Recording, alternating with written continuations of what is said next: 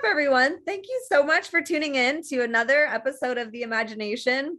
That was just a very different intro that I normally get from Zoom. So excuse me if my face looked weird. It just said something it normally doesn't whenever I start recording. So I am back today. I'm so excited. Molly Skye Brown is here. And if you guys didn't listen to last week's episode, you'll want to go back and listen to it, although you don't have to listen to it to understand this one. Her episode did phenomenal. She got so much amazing feedback. We were planning on doing a part 2 and I got requests for her to come back on. So I'm so honored she was able to come finish her story that we started last time. But Molly is a multiple rape survivor. She was also an attempted recruit by Ghis-lane Max-well. She's an entrepreneur, a voice coach. She's a life coach. She's a podcast host of Let's Be Frank. She's a performer, singer, model. She has an entire portfolio that is absolutely inspiring. And the fact that she overcame what she did and she is just crushing it in life right now as a businesswoman, as an inspiration, teaching others about her knowledge, helping them navigate the ups and downs of healing and recovery. It's such an honor to have you here, Molly. Thank you for being here.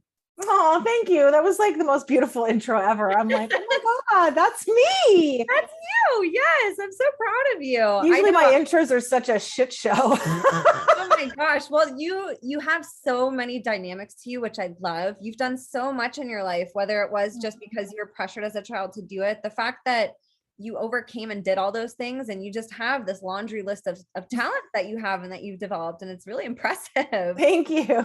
Thank you. You're welcome. So for those of you guys listening, if you were watching YouTube last time, I didn't know that this was going to happen last time. So I'm going to announce it this time. If you want to go back and watch on YouTube, if you're not, last time Molly was in litigation with a court trial, and she was gagged from being able to actually say names of the people that we were talking about. And we had a website going. So if you watched, you were able to read potentially what was going on. And if you weren't paying attention to that, you might have just skipped through it and listened, which is fine too. You still got the gist of her story. So Molly has some good news today. She actually went to court and had a really beneficial and advantageous result of that, where now the gag has actually been lifted. So we're able today to be fully uncensored. I was actually supposed to blur out the website last time. We were using it as a reference, and there are certain parts I was going to blur out. So that's actually not blurred out, but this time you're actually going to find out who we were talking about with some of these people. And with the continuation of the story, we're going to actually be able to say the people's names instead of having to refer to them as my abuser, my rapist. Those are horrible words anyways. And these people's names deserve to be exposed, and you deserve to know. They hate when we say their names. They hate when we expose them. They hate it. It's their worst nightmare. So now I have a court protection that I'm allowed to say the name. That is such an accomplishment. So not only was the injunction, us on your court case.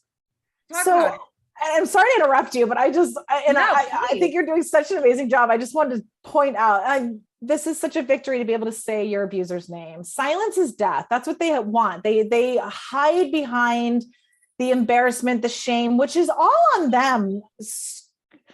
And I was filled with embarrassment and shame literally for them, but internalizing it to me, keeping me silent, keeping me frustrated. I didn't know who to talk to, how to process it. I wanted to get back to my life. I was a senior in college when this man decided to abduct me and rape me from a job interview. And as an artist, job interviews are sometimes business dinners. They're disguised as that. That wasn't my first business dinner. And it wasn't my first sexual assault at one either. It was my first abduction and rape. I go out all the time with my clients that I'm trying to sell something to.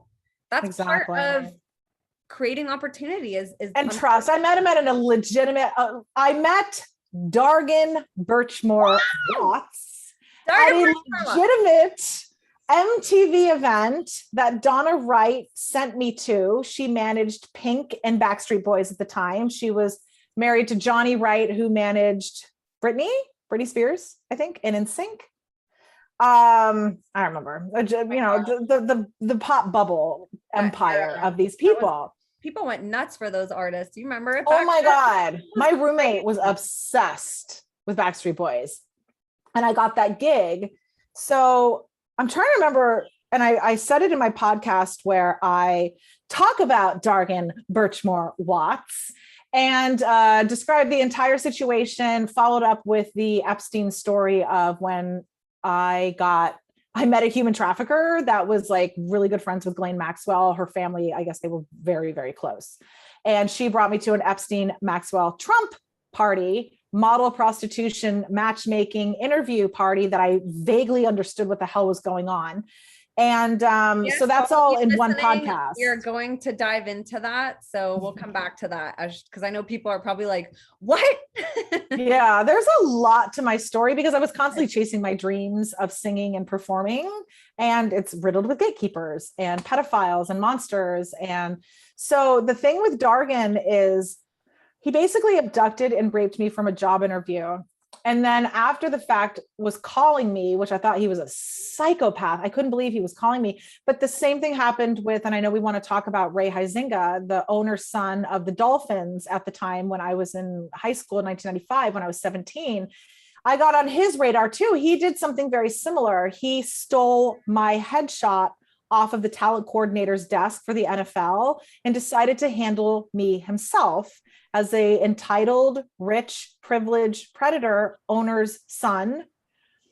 And he told me that he was in his 30s and he called me at the recording studio that I was managing at the time and told me that I'd beat out Hootie and the Blowfish. Like I think he made up a thing because I would love to talk to Hootie and find out if he was actually on the roster. And I don't think a little 17-year-old singing the national anthem at our local high school is beating out Hootie and the Blowfish.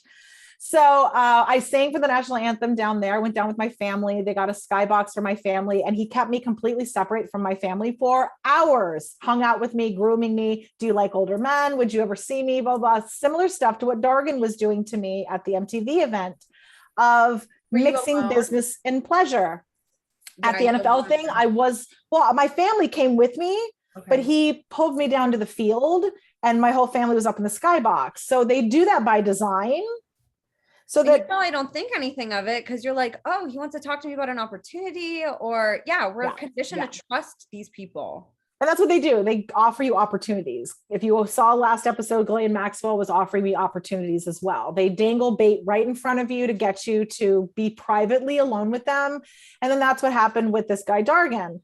I agreed to go to dinner with him. He picked me up from my home, which at the time I was roommates with college. So I had roommates. I wasn't super wealthy. And on the whole ride to where I thought we were going to dinner, he was asking me, I think, about singing and about college. Like no red flags were going off. I wasn't thinking anything. I don't even remember really all we were talking about. And then we suddenly just pulled up to this house in a part of Orlando called Thornton Park, which is a lot of craftsman style homes. They're older homes, really old, and it's a really artsy area. And this man was telling me that his like a mansion or whatever was being built. And this is the house he was living in at the time. And I was like, okay, cool. So before he picked me up, he had been telling me about this purchase that he made, this bed that this king had owned and that he had spent, I think, like 5,000, 10,000, some astronomical number on a used bed. And I was just really happy for him as someone who had just met this person at a legitimate thing with the Backstreet Boys. Like I got to meet all the Backstreet Boys and hang out with them downstairs in the green room. I got to hang out with David from Say What Karaoke. I got to bring a girlfriend of mine at the after party was at Howie's nightclub in Orlando. And we hung out in VIP the whole night. I got to bring my girlfriend again. So it was really fun to meet all these people. Who was there from Full House? What's the guy's name? The cute guy from Full House, the uncle, Joe, what was his name? He was there. John Stamos? Yes, he was there and he was hitting on my friend who she was really turned off by because he was married at the time to the model he cheated on and ruined his marriage with. And it was so weird because she was like flattered that John Stamos wanted to hook up with her and like totally wanted to have that opportunity. But at the same time, she was so horrified by it that he was married and that this was his personality that she didn't take him up on it. But it was just this weird energy of this is what I'm talking about, this weird entitled energy of this sick depravity of these sexual encounters that we're not even understanding what the hell's going on here. So Dargan was doing the same thing at the club at Howie's thing. He was telling me that he really liked me, liked my personality. He just kept laying on the compliments. And as someone who's an actress and a singer and in the spotlight, I'm thinking he's interested in advancing my career and interested in me. And then at the same time, I'm thinking, okay, well, I'm 20. I mean, at this point in college, I was 22, 23 years old. So of course I was thinking open to marriage ideas or relationships, especially if they're within the industry, because that seems very simpatico, you know? Yes, you have stuff in common with them. Yes, exactly. Understand. Yep. And then if someone takes an interest and I'm the talent, I mean, that's such a beautiful opportunity to then surrender and trust to my husband, adores and respects my art, wants to promote, and then we're a team. So I was always willing to hear these opportunities out. I wasn't like, I'm never getting married. I mean, like, these were wealthy men with beautiful connections, pretending and showing my family and me and people around me that they were interested in helping me. They were never coming off as predators right from the get-go. Not enough that it was like red flags. A man hitting on someone, I'm not going to say you're a predator. Right. So that wasn't the first thing coming to my mind. So this Dargan guy was telling me that he can get me work within his company. He was like, I hire Grammy award-winning artists all the time. And I thought that was really funny because I was like, I'm not a Grammy award-winning artist. Like I didn't understand how he was going to get me work. He was telling me he owned a corporate event company. And I think he was providing like lighting and scenery for this event at Hard Rock Live. So I was like, I don't understand what kind of work you can get me. So I don't know if maybe I was pissing him off with how I was reacting to his advances, but I was just kind of laughing it off as I'm not following how you're going to help me. But I guess I'm open to it. Like I was trying to kind of be a smart ass because that's the joy of me. I mean, it's just my personality. You and I have talked about that before we started of I like saying no. I'm pretty defiant. Yeah, I'm a brat. No, you're very strong-willed. You're independent. Yes. You know who the hell you are. Thank you. You're not afraid to stand for your convictions, and it's beautiful. Thank you. That's a much better summary. Thank you. I tend to beat myself up often, and that's making excuses for predators is what I end up doing. So I thought we were hitting it off okay. I thought we were hitting it off fine. So the day that he picked me up, I never suspected anything was out of the ordinary. And then all of a sudden we pull up to this house in Thornton Park, which there's also old houses that are now law firms and businesses and restaurants. So I wasn't even sure, maybe this is the restaurant. So we're sitting in his Mercedes and he puts it into park and we're parallel with the house. He doesn't like pull up into the driveway or anything. So nothing was clicking as to where we were or what was happening. So then he says he has to take care of some business before we go to dinner. And I'm like, okay. And he was like, it'll be about 20 minutes. And I said, okay, I'll just wait in the car. Oh no, he didn't even say the 20 minutes yet. He said he had to take care of some business. And he put the car in park and made it seem like we were getting out of the car. And like I said, I'm handicapped. I think I told you, I just got clearance last week to get my other hip replaced. Like I've been paralyzed, immobile, limping my entire life, weird experimental surgeries, traction, cast, body casts, and all sorts of stuff. So I offered to wait in the car. I didn't want to dislocate my knee, twist my ankle, hurt myself, because it's not pretty when that happens. I scream profanities. I have to smack things back into place and we have to call 911 for an ambulance. Not fun. So I told him I would wait in the car. And that's when he said it would be about 20 minutes and to just come in the house and get comfortable. And that made me angry because none of this was told me. Remember when I also told you, I told my husband I hate surprises?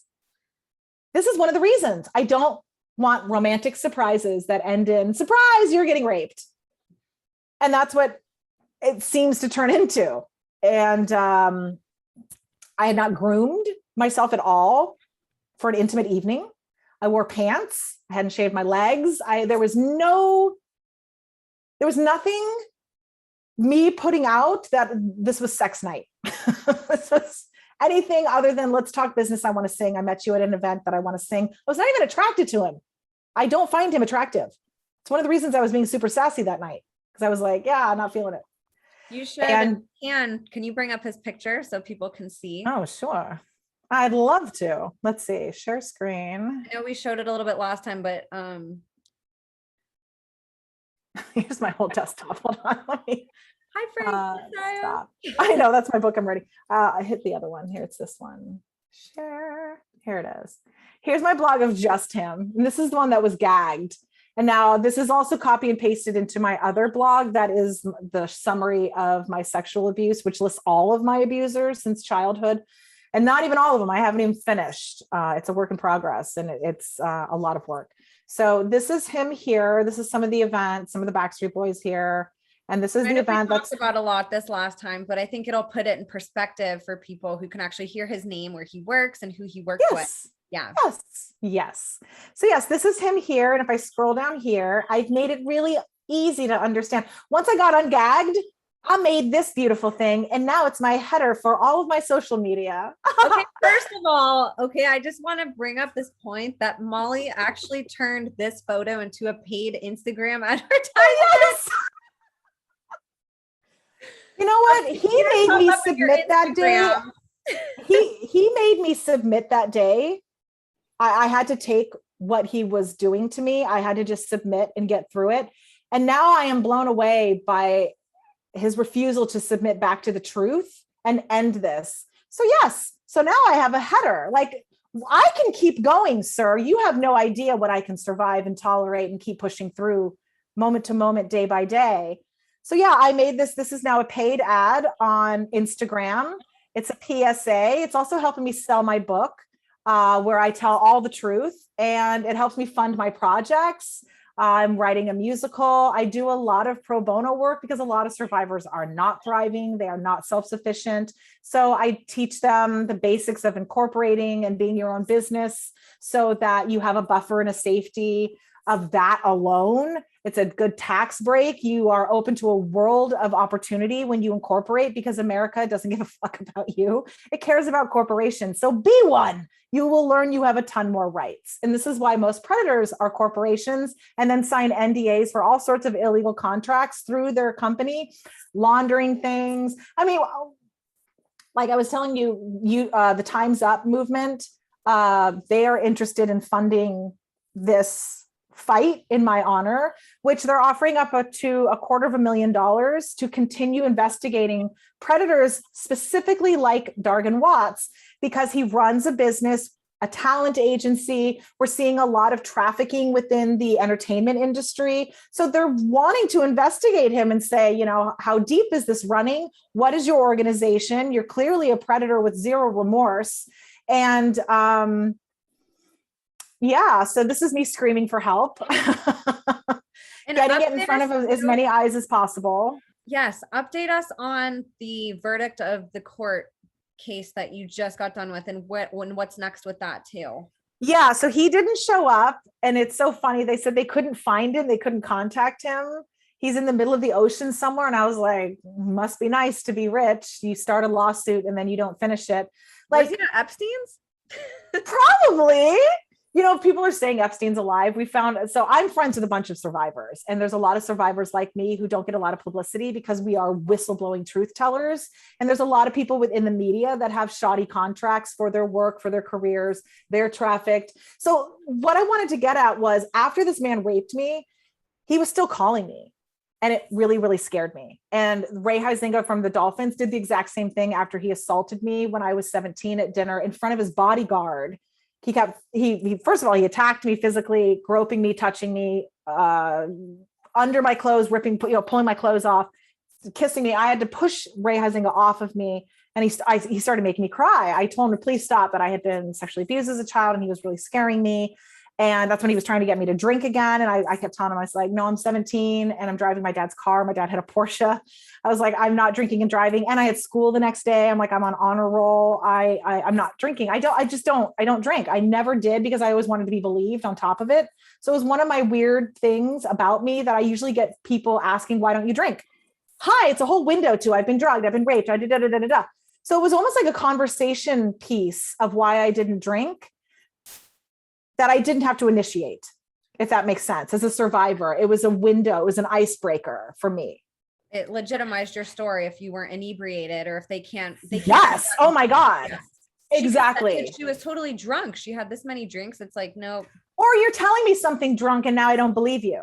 Right. Exactly. It was always this hyper vigilant of, I need to be believed because of that pedophile from my childhood. I need to be believed. I need to be a good girl. I need to get straight A's. I need to be, well respected, well received. I need to be sober. I need to have straight A's in school so that I'm always believed. I need to dress very modestly so I'm always believed. I need to not be drinking or being promiscuous so I'm always believed. It's horrible. So I never just got to be organic, natural me. It was always this hypervigilance of how I'm perceived and at what point will someone truly see me for the suffering I'm going through and help me further.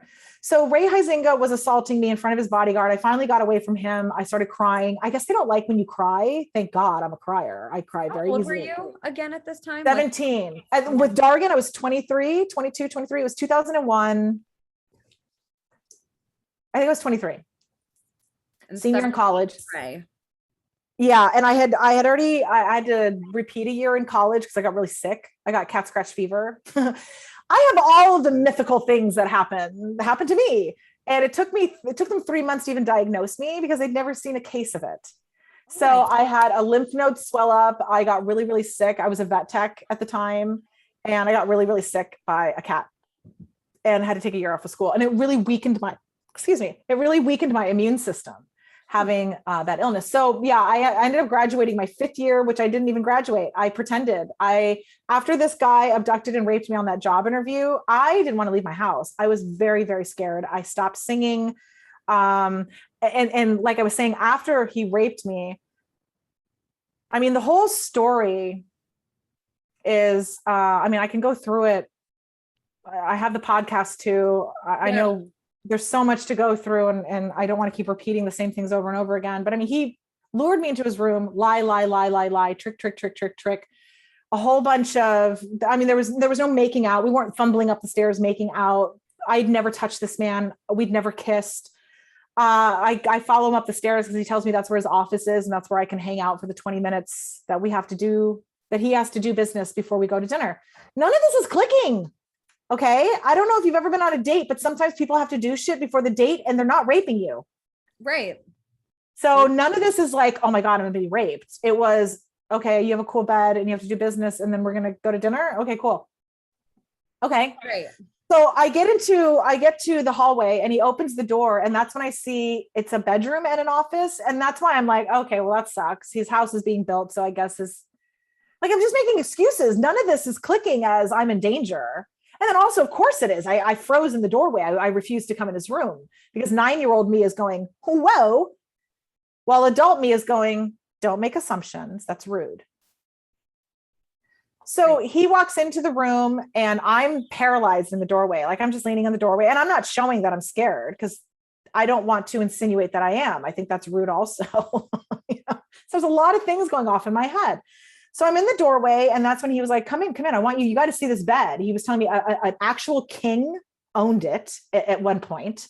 It was all hand carved. It was this gigantic bed, hand carved, I think out of wood, and had this huge big half moon canopy over the head with canopy draped fabric. And I remember thinking it was very effeminate. Like it was so like a princess's bed, like a queen's bed. But he was saying an actual king owned it. And he was like going off on just the energy of, I guess, owning a bed a king actually owned, which I thought was gross. I don't like recycled materials. I don't like energy that comes with antiques. Right. I don't want that energy in my house. And I know a lot of kings used to rape all the time. So it wasn't, I was happy for his purchase. It was not registering. So he walks into the room and he walks around to one side of the bed and he's like calling me in. And I was like, no, I can see it from here. He was like, look at the bed, look at it. And I was like, no, I can see it from here. Cause I could see the foot of the bed. Fine. I got an overall look of the room. Go do your business. And so then he was like, no, come in. He was like, you got to see the mattress is like 20,000. He said some stupid number for the mattress. And he was like, it's the most amazing bed you'll ever sit on. And I was like, oh, all right, fine. Maybe we'll go to dinner after this. So I walk over to that side of the bed, which is the right side of the bed. And I sit on it. Just as soon as I sit down, he lays on me. Soon as I sit down, he's laying on me. He just completely pushes back and is laying on me. And I'm like, oh, come on, stop. And I'm laughing because I'm like, okay, control yourself. Like giggling and laughing and also stop. I'm horrified for you. Like, well, chill. I don't know what has given you the idea that this is acceptable. Right. Other than I'm pretty, that's adorable. Stop it. So I'm laying on the bed and he's like completely on top of me. He's trying to make out with me, or I don't even think he tried to kiss me. It all happened so quickly. He laid on me, and then I was like, no, stop. I started pushing him. And that's when he took my pants and literally just yanked them off, yanked them down. My underwear, everything went with it. I was horrified at that point because, like I said, was not ready, like groomed wise, to be intimate. So I had very hairy legs and an ungroomed undercarriage for the most part, because that's my intimate time that I delegate to people who I have given consent. And like, there's so many boundaries that have been crossed right now. And oh my God, I'm trying to think, like, because I literally have to put myself back into the sequence in order to relay back what it all looked, felt like, and everything that happened. So he yanked my pants down, and oh my God, I was like just in shock. And then he tried to touch my clitoris, and I started crying, and I was begging him not to stop. I didn't want him to touch me like that. I didn't want to enjoy myself. I was not enjoying this. And he did. He was touching me down there, and that's when I started pushing his chest off again. And he took both my hands with one of his hands and pinned me down, and continued with his other hand to put himself into me, which I could not believe was happening. I just could not believe that was happening. So my arms are pinned like this. I cannot believe what he's doing. I'm just like looking around the room, just in shock, and trying to think my way out. Like, where do I go from here? I don't know how long he's going to be. I don't know how violent he's going to be. I don't know. I don't know what's going to happen if I get up and try to run away. Nothing. So he's got me pinned down, and that's when he puts himself inside of me and just starts having sex with me. And I am just floored. I cannot believe he's doing that. And I start disassociating and looking around. I see more intricate of the headboard now, and I don't want to look at it. I think it's disgusting.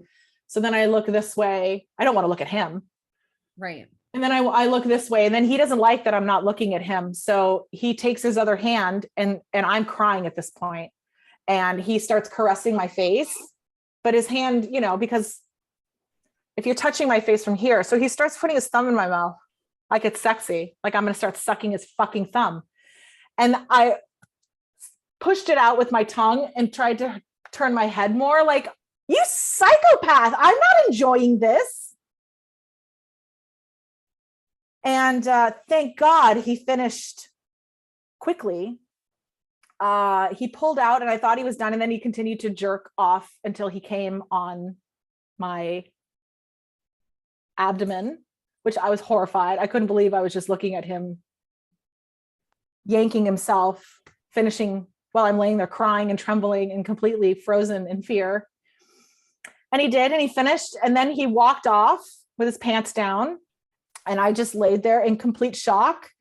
And I was also in pain. I'm handicapped. Every time I have sex, I have to be very careful. My hips, they get disconnected. My ligaments get out of place. I am in a lot of pain. Things lock. Ligaments can actually lock, and I can not move.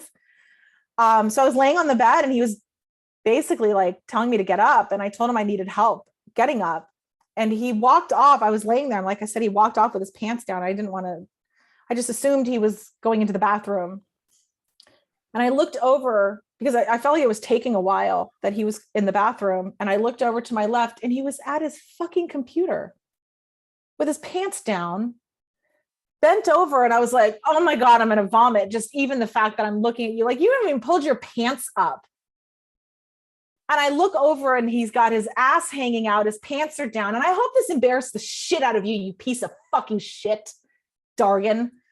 I know his attorneys have to watch this. They're paid by the hour to watch all my evidence. So enjoy wasting all your money. Anyway, I looked over to my left. I could see he was on a computer doing something. I was horrified. I didn't know if he was videoing me. I didn't know if he was sending an email. I didn't know what he was doing other than I'm laying on the bed with my pants are still pulled down, and I have his cum on my abdomen. Then he goes into the bathroom, and he comes out, and I'm still crying. I think I started crying louder at this point. Like, I couldn't believe anything anymore.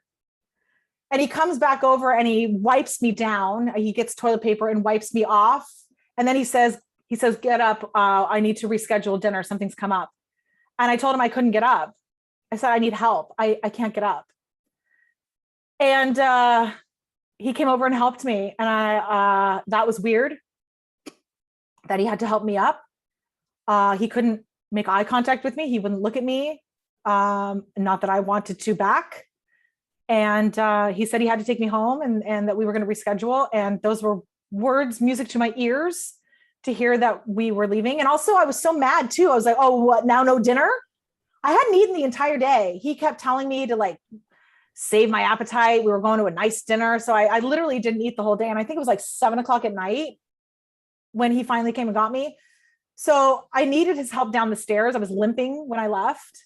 And I think I like to hold his shoulder or something. I hated that I had to even rely on him at this point. And also I had to pretend like he was a normal human being so that he would take me home.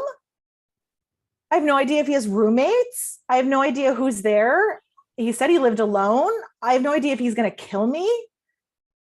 So we walk down the stairs and I get into his car and everything is a blur at this point. I think I was like looking up I was furious, absolutely fucking furious. And I wasn't going to scream at him and yell at him. What's he going to eat? What do you think he's going to go drop me off and be like, sorry.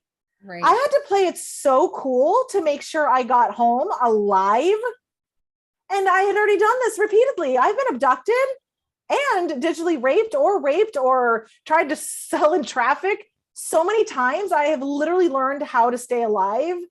And that's how I've gotten really close with my divine relationship with God, of getting me out of these situations and just don't speak right now. It's like my body takes over and it's like, don't speak, act like this, say this, behave this way, do this, so that I fucking survive, so that I could talk about it on a podcast like this one day. So he brought me home. Before we got home, I told him I was starving, that I felt very weak. And I said, would you please take me through a drive-through? Which he didn't want to do. He said that he finally agreed to take me through a drive-through. He asked what I was going to get. And I said, I was just going to get a burger. And he said, no, he wouldn't allow me to get a burger. He said I could get a salad. And I was like, I'm not interested in having a salad. I'll wait till I get home. So he drove me home, dropped me off. I was shaking. I was so hungry. I needed to eat something. I think I drove over to Taco Bell and got something to eat just to have something in my body because I felt like I was going to collapse. And that's when I just processed and went to bed. I couldn't hardly eat. I also needed to eat because I felt like I was going to fall over. I ate a little bit and then felt like I was going to throw up. I even might have. And I didn't know what I was supposed to do at that point, other than I was never going to be contacting Donna Wright again or working with her again. I was her intern. And I never spoke to her again. I never spoke to the photographer that had set all this stuff up ever again. And Dargan was still calling me. So I trying to remember, I think I saw some missed calls or he was just calling, and it was really, really scary that he was calling me. But like what I was saying with Ray Huizinga, the NFL guy, he called me after the attack too. And I remember driving home the night of that dinner with that man in my dad's Porsche, having the windows down. I was just like screaming. I was so angry that I just want to sing. I just want to fucking sing. I don't know what all this sex has to do with anything, but I just want to sing children's songs. And I remember driving home on the way and just talking to God, like, we're going to figure this out. I'm not going to stop singing. Fuck these motherfuckers.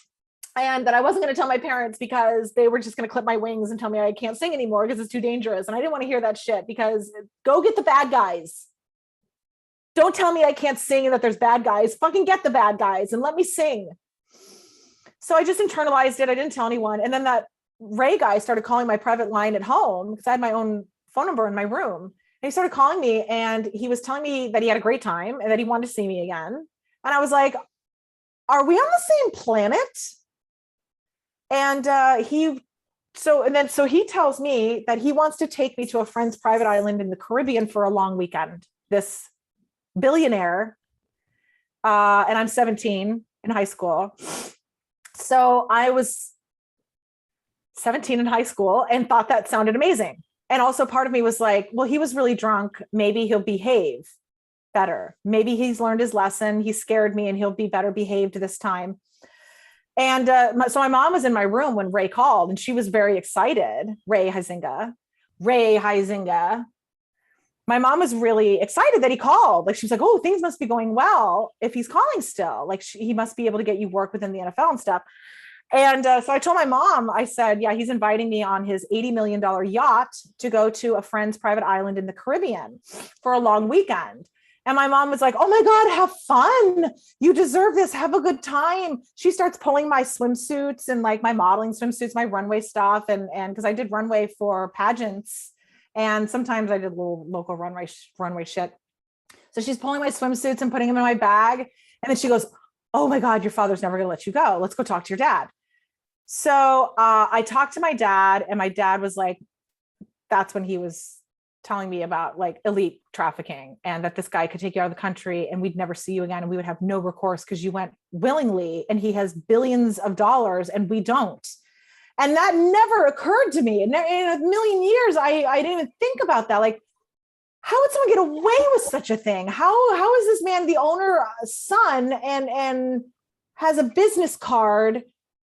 Like, same as Dargan. This is why we trust these people, because they're like the legal standing, you know, the legal stuff I get from Dargan. Dargan's an upstanding citizen. And they have these fancy titles that make people think, how do you get to that position if you're not a great right? If you're not trustworthy and obeying the law and doing the things, you would be in trouble. Right. Nope. And then I'm in trouble for trusting you, not knowing what a 40-year-old's information should be knowing. I don't know what 17, 40-year-olds get away with breaking laws all the time, and that's Earth. As a 17-year-old, you're not allowed to break the laws or you're in jail. And you're so young to be able to process. Those are things that I still have to remind myself to think about with strangers and people. Yep. That would have never been on my radar. There's not a single part of me at age 17. Even after him assaulting me, it wasn't on my radar. Like, I was still making excuses. Like I said, it sounded wonderful. It sounded like such a nice getaway. I loved yachts. We had a boat. My dad hung out with my dad. We had yachting buddies. My dad had a lower end boating club that he was a part of, and that we hung out with these other boating, and we went to the Caribbean and the Bahamas and stuff. And like, I had a lower level elite life. That's why they kept preying on me. And that was why Ghis-lane wanted me to be a cover girl at the Ep-stein Max-well Trump party that I ended up at. What they were trying to get me to be was this cover girl for Kurt Schmidt at the time. He was how did they related. Talk about, I want you to like talk about this story because I think it's fascinating. When you talked to me about it, I was like, holy crap, we have to share this. The Ep-stein one? Yeah. How did they find you? God, it's so weird. Oh my God. So how did they find me? Okay. So a year after Dargan abducted and raped me on basically a job interview, I got really agoraphobic. My PTSD got really, really compounded and way worse. It triggered a lot of my old fears and irrationalities that I had worked through to continue living. It triggered all of that again. And I got incredibly agoraphobic, and I basically dropped out of school. And I didn't drop out. I just could not show up. And I ended up flunking out.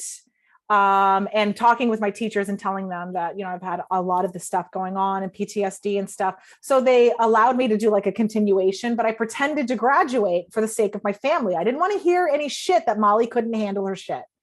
So I just pretended to graduate thinking I'm not going to be a lawyer anymore anyway. I still just want to sing, and you don't really need a degree to sing. I had an English lit degree that I was going on. It was like, I don't know what the fuck I'm going to do with this other than I get to pay $40,000 for this education. That there's no like English lit job, you know? So It wasn't like I was going to go have a job the day I graduated. It was like, I still would have no idea what I'm doing, 40,000 debt and a degree. Right. So it was not all that important to me other than I was doing it for myself and to have that piece of paper, which as an entrepreneur, I've been an entrepreneur for almost 20 years now. It's irrelevant. So, about a year later, in 2001, around 9/11, around the whole 9/11 shit, I had a very bad nervous breakdown. So I met Dargan on the end of August, early September. So it was about the anniversary of that time. And I didn't even realize that that was it. I did not even didn't click together, but my body started remembering fall, certain sensations, this time of the year, this da-da-da. And it was triggering all of this stuff with Dargan, which I still didn't think he had raped me. I thought he got me because rape is violent. He dragged me there by my throat. I would have had torn this and bleeding that and blah, blah. So I just chalked it up as he got me. I shouldn't have been in his room. Self-blame. And so I took all accountability for that. And I didn't want to report it in case I was a false reporter of, well, you shouldn't have been in his room. You should have known better. And then it's all about protecting the abuser. If anyone told me that information, I would have wanted to kill myself in that moment of, now you're telling me it's my fault too. I can't even process that. So it's had to be divine timing of a lot of things happening for even the platform and compassion to be there today to even get anywhere or have laws changed or have stuff that's going on now. So, and real quick, I just want to compliment you on that compassion. You're one of the most compassionate people I've ever met. And I know I mentioned this before we aired, but it's so inspiring. And it gets me real emotional, actually, just seeing the level of love and compassion and empathy that somebody like you has after everything you've went through, and you're still able to show up and represent that. That's hard for people who haven't gone through what you did, you know, and I know pain, trauma, it's all relative. We all experience it, but I just think you're such an inspiration for being able to bring those qualities forward. Despite thank you. Like you could easily, and you'd have every right to be a complete asshole, you know. And there's times when I want to just go off the deep end, but with compassion and empathy, you get truth and understanding. And that's when you get change. If you can understand someone or something, even a monster, and you can change the world we live in. So I had to come to terms with a lot of that. And it just became innate of someone who, and, you know, we've had this conversation. I'm not pro-Trump. I'm not pro-Biden. I know that they're all complicit. So I stand alone a lot in truth because I don't give an agenda to a person. There's no Messiah Trump. There's no Messiah Biden. We have to have our own empowerment, accountability, and do the things. We can't just be complacent and say, oh, Biden's got it. Oh, Trump's doing it all. They're not. Oh my God, they're not. They are egoic men who are complicit and they play along. And I am here as a witness to say that. And a lot of people don't like me for that. And I'm not here to be liked. I like me. And that's all that fucking matters in my world. I like me and I know I'm telling the truth. So I know that I'm doing really good things for the whole fucking world. And I think that's incredibly selfless of me that I'm only caring about the truth and not Molly's agenda. Exactly. So thank you for saying that. I appreciate that. I love you. I don't have a Molly agenda. No, you don't. And I think that's one of the things that makes your story so important is you really have been an innocent bystander, just taking in your surroundings before anything happened that people today care about, and they're taking sides. Back then, none of those issues existed. You were simply taking the data in front of you, processing it, and creating a conclusion from it that didn't have a political agenda. It didn't have a side. It was just the truth or not the truth. And all you cared about was the truth. Because I want the best outcome. We can only get better if we actually have a fucking honest conversation and talk about the real truth. And my husband and I talk about this too. We are addicted to drama. We are addicted to entertainment. We take the long way to any conversation because it has to be sensationalized and full of drama and a visual shit show before we can get a point across. And we need to scale that back. We're not reality television 24/7. We're human beings in a shit situation that we need to grab a glove and get in the game. And we need to unify we need to stop choosing to stand by things that purposely divide us. Right. Choose issues that say, hey, you're not my enemy. If we work together, we can solve this problem and all of us get on board, instead of choosing these really nitty gritty, nitpicky things that make me hate you or make me think different of you or make you think different of me. Like bringing justice to a survivor, getting somebody like Dargan Watts exposed, that's something we can all unify with. That doesn't have a side. It's truth. Because I'm not exposing him just for me. I'm exposing him to find out if there's other. Is this still happening? He's a pillar in our community. He makes community events. He has a teenage daughter who has teenage friends. I don't trust this man alone with anyone, including me. This man now makes Christmas in July. He makes ads with snow shooting out of pipes that looks like a dick coming. Like, this man is disgusting, and all these innuendos need to be looked at. He has a Santa Claus in July that kids are sitting on. He's making community parties of families and organizations. How many other women has he raped? Does he spy on us all? Do we come to his events and he's like, there she is, and there she is? Like, what is happening? Right. I can't be the only one. I tried to think for the longest time I was his only one. And then I had to think about how meticulously and effortlessly, and also how much effort he put into everything, that there's no way I believe that I am his only victim. I'm not that special. And if I was his only victim, why isn't he obsessed with me my entire rest of my life? There's got to be others. And if there are, we're filing a class action lawsuit. I want to find others. I am all about finding the other misfit toys. Well, if the meek inherit knows of anybody, send them Molly's way. Yeah. Oh my God. Every time, girl, after your podcast, I think I met 2 or 3 new survivors that come forward. It's beautiful. The meek inherit. I mean, that is God's word. And I used to ask God all the time, who are the meek? Who are these fucking meek? Who's inheriting? And he would say, you. And I was like, shut up. You know, I'd be so mad. No, you don't. You're not even here for me. I can't believe what I go through and that you're not here. I had to learn so much spiritual warfare and armor for this time. Right now, we're binding the beast. Please don't let it take 1,000 years. Let's all get on track and bind it immediately. We can do this so much quicker if we all just put the Netflix down. Yes. And have a conversation. Yes. Yes. I mean, my mom's addicted to drama on TV, and yet I'm too drama for her. And it's like, I'm telling you the truth, and you're watching fantasy all day. And you can't be bothered with my truth. And you also don't like that I try to kill myself because I can't stand my truth either. And I don't know what to do with it.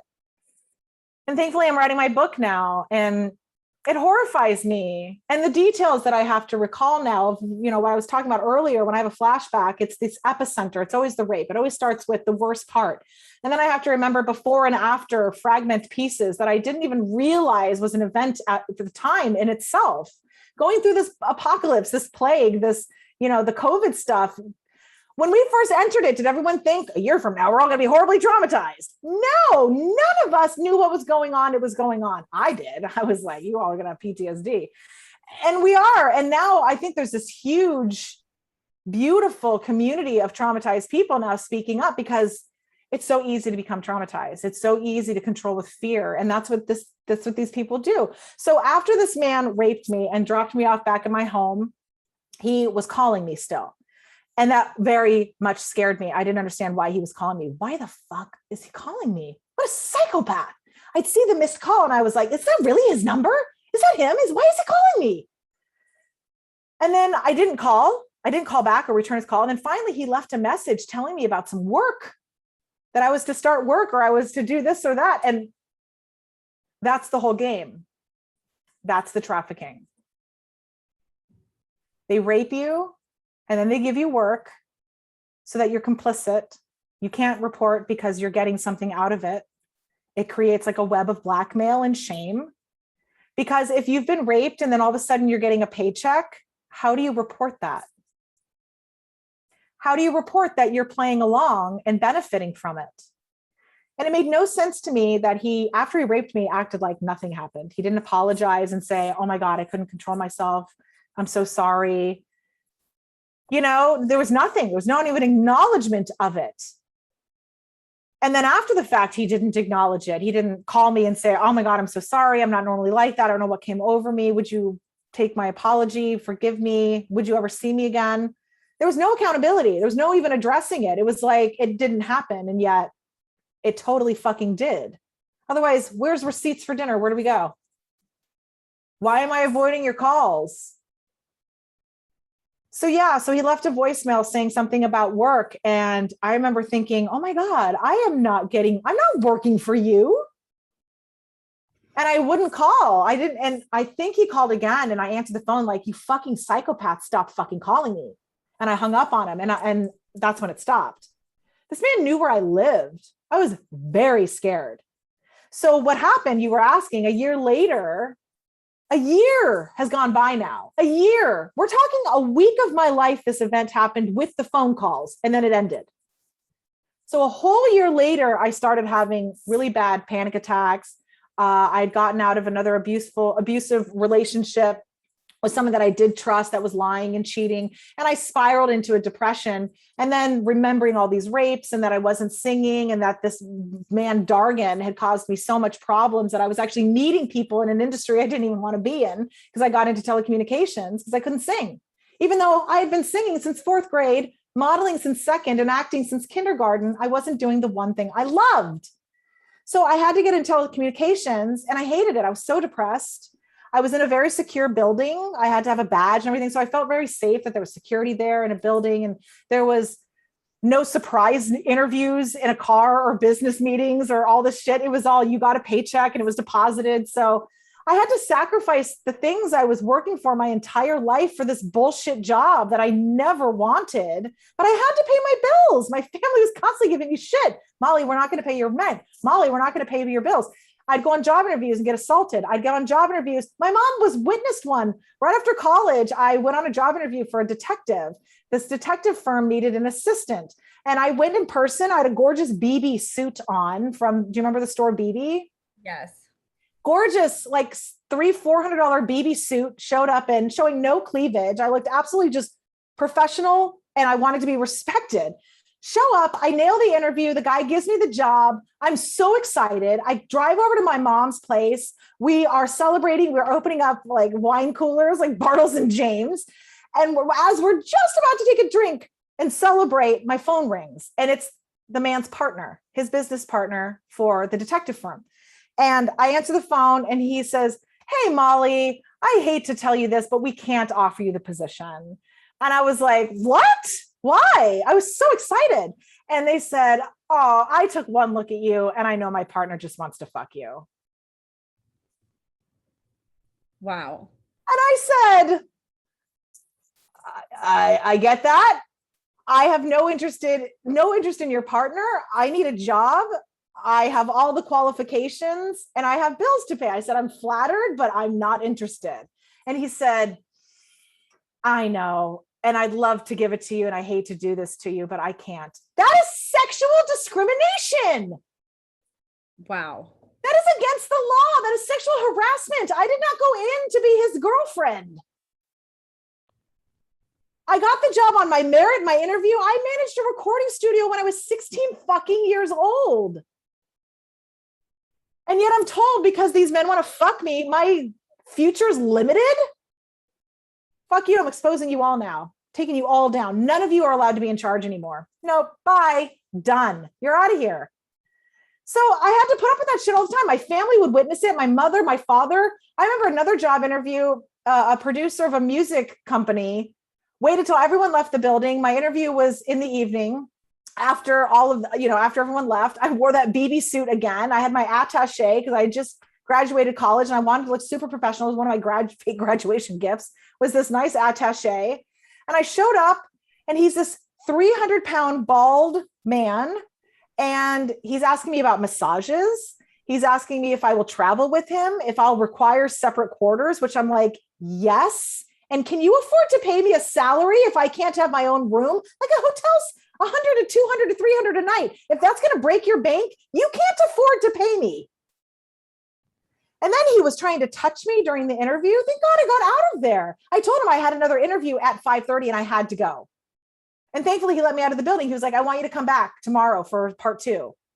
So I got down to my car and I called him and I said, "I recorded your entire interview and our entire conversation and I've given it to the police. Don't you ever fucking do that to another human being again." And I hung up on him. Oh my God, I was so scared. First of all, I didn't record shit. But I was trying to scare him that he never did that to another human being, another woman. He was like, oh my God. It was another Dargan. It was another Dargan. He would have raped me right then and there had I not gotten out of that room. And if I came back the next day, he would have finished the job. It was so inappropriate, so inappropriate. So it was nonstop like that. So I needed a job. And that's why I got really, really depressed and suicidal a year later, that I was like, I'm struggling because of these people. and not my fault. And then I wasn't allowed to gain weight. My family, they'd be like, Molly, why are you fat? Why don't you love yourself anymore? Why are you fat? And I'm like, oh, because I get a lot of predators. You make a lot of excuses for other people. So zero sympathy on the home front. None. I told my older brother at a picnic, he said, Molly, when are you going to like lose the weight? I said, you know what? Brad raped me when I was 9. And he goes, oh, now he raped you. Like, I don't know what to do with this. I have better things to do than make up rape stories. I'd like to sing. I don't know if you noticed. I like doing that way better. But it's just, I got no compassion, no support, no empathy from my own family. And they witnessed so much of my abuse. My brother, when I was little, ripped 2 boys off me who were trying to rape me in front of him. All I did was bend over to look at a toy. This is where I have a lot of problems with. I don't know how to exist in this world if I am just being me and then being raped. It's very, very scary.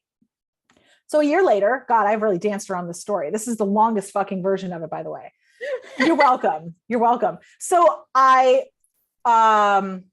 year later, I had my first suicidal ideation. I wanted to die. I had insomnia medications and anti-anxiety medications. So I just wanted to take them all. But I also wanted to be talked out of it at the same time and be told that there was a reason I shouldn't, because I was very convinced that I should, that there's no world for me.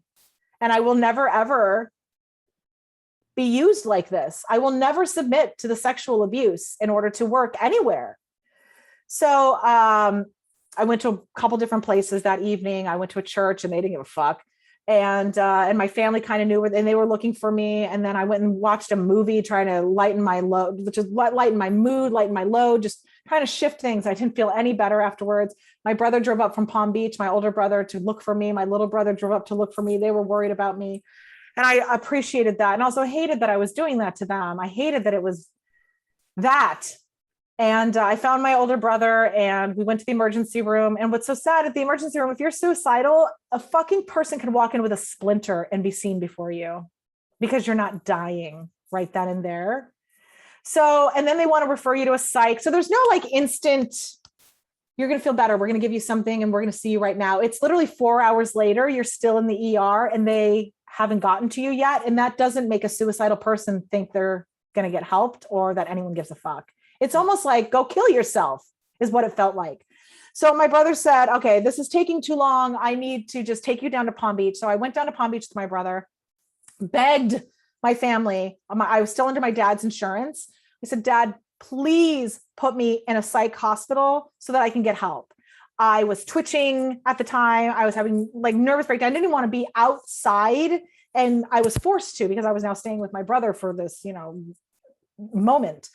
So I was begging, I was like twitching and oh my God, I was just having the worst time.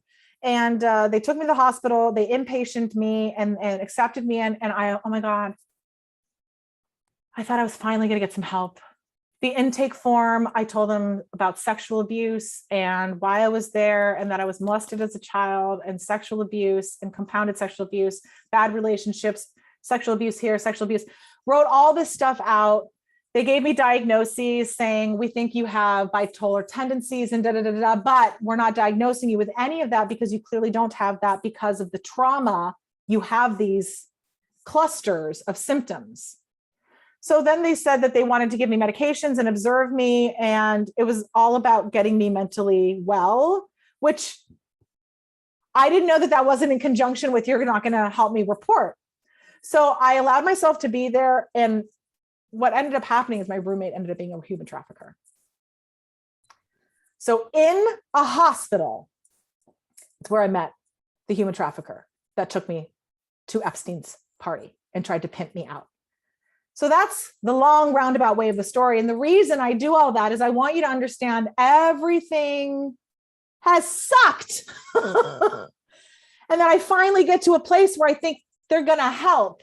And instead they've trafficked me out to Ep-stein and Max-well, knowing my roommate's a trafficker. So when I get in my room, I meet this trafficker, Lisa Ghis-lane is her name. She goes by Ghis-lane, by the way.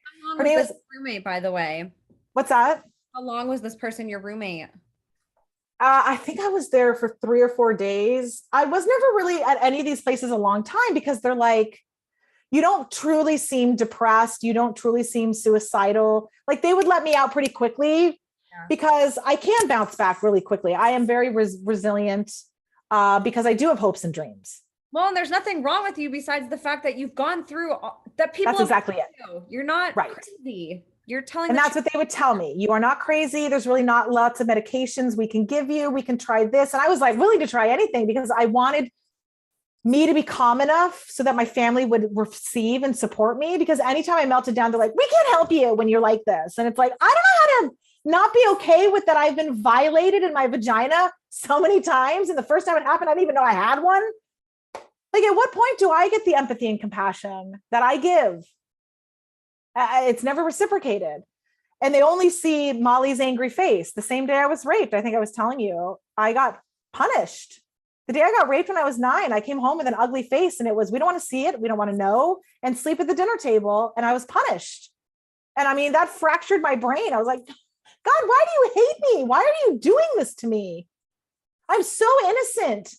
I kept thinking he wanted me to be telling people and exposing, especially with how innocent I was in the situations, that I was a perfect example of predators behaving very badly, even when not instigated by anything.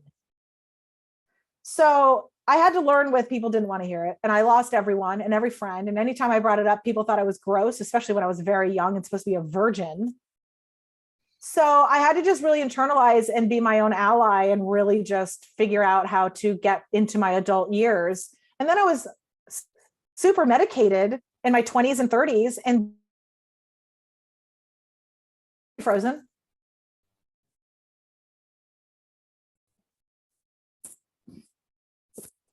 There you are. Sorry, my computer just tripped out. I thought so. I was like, wow, she's holding really still. Oh my gosh, I'm so happy that it didn't. Okay. Continue. Yeah, where did it stop?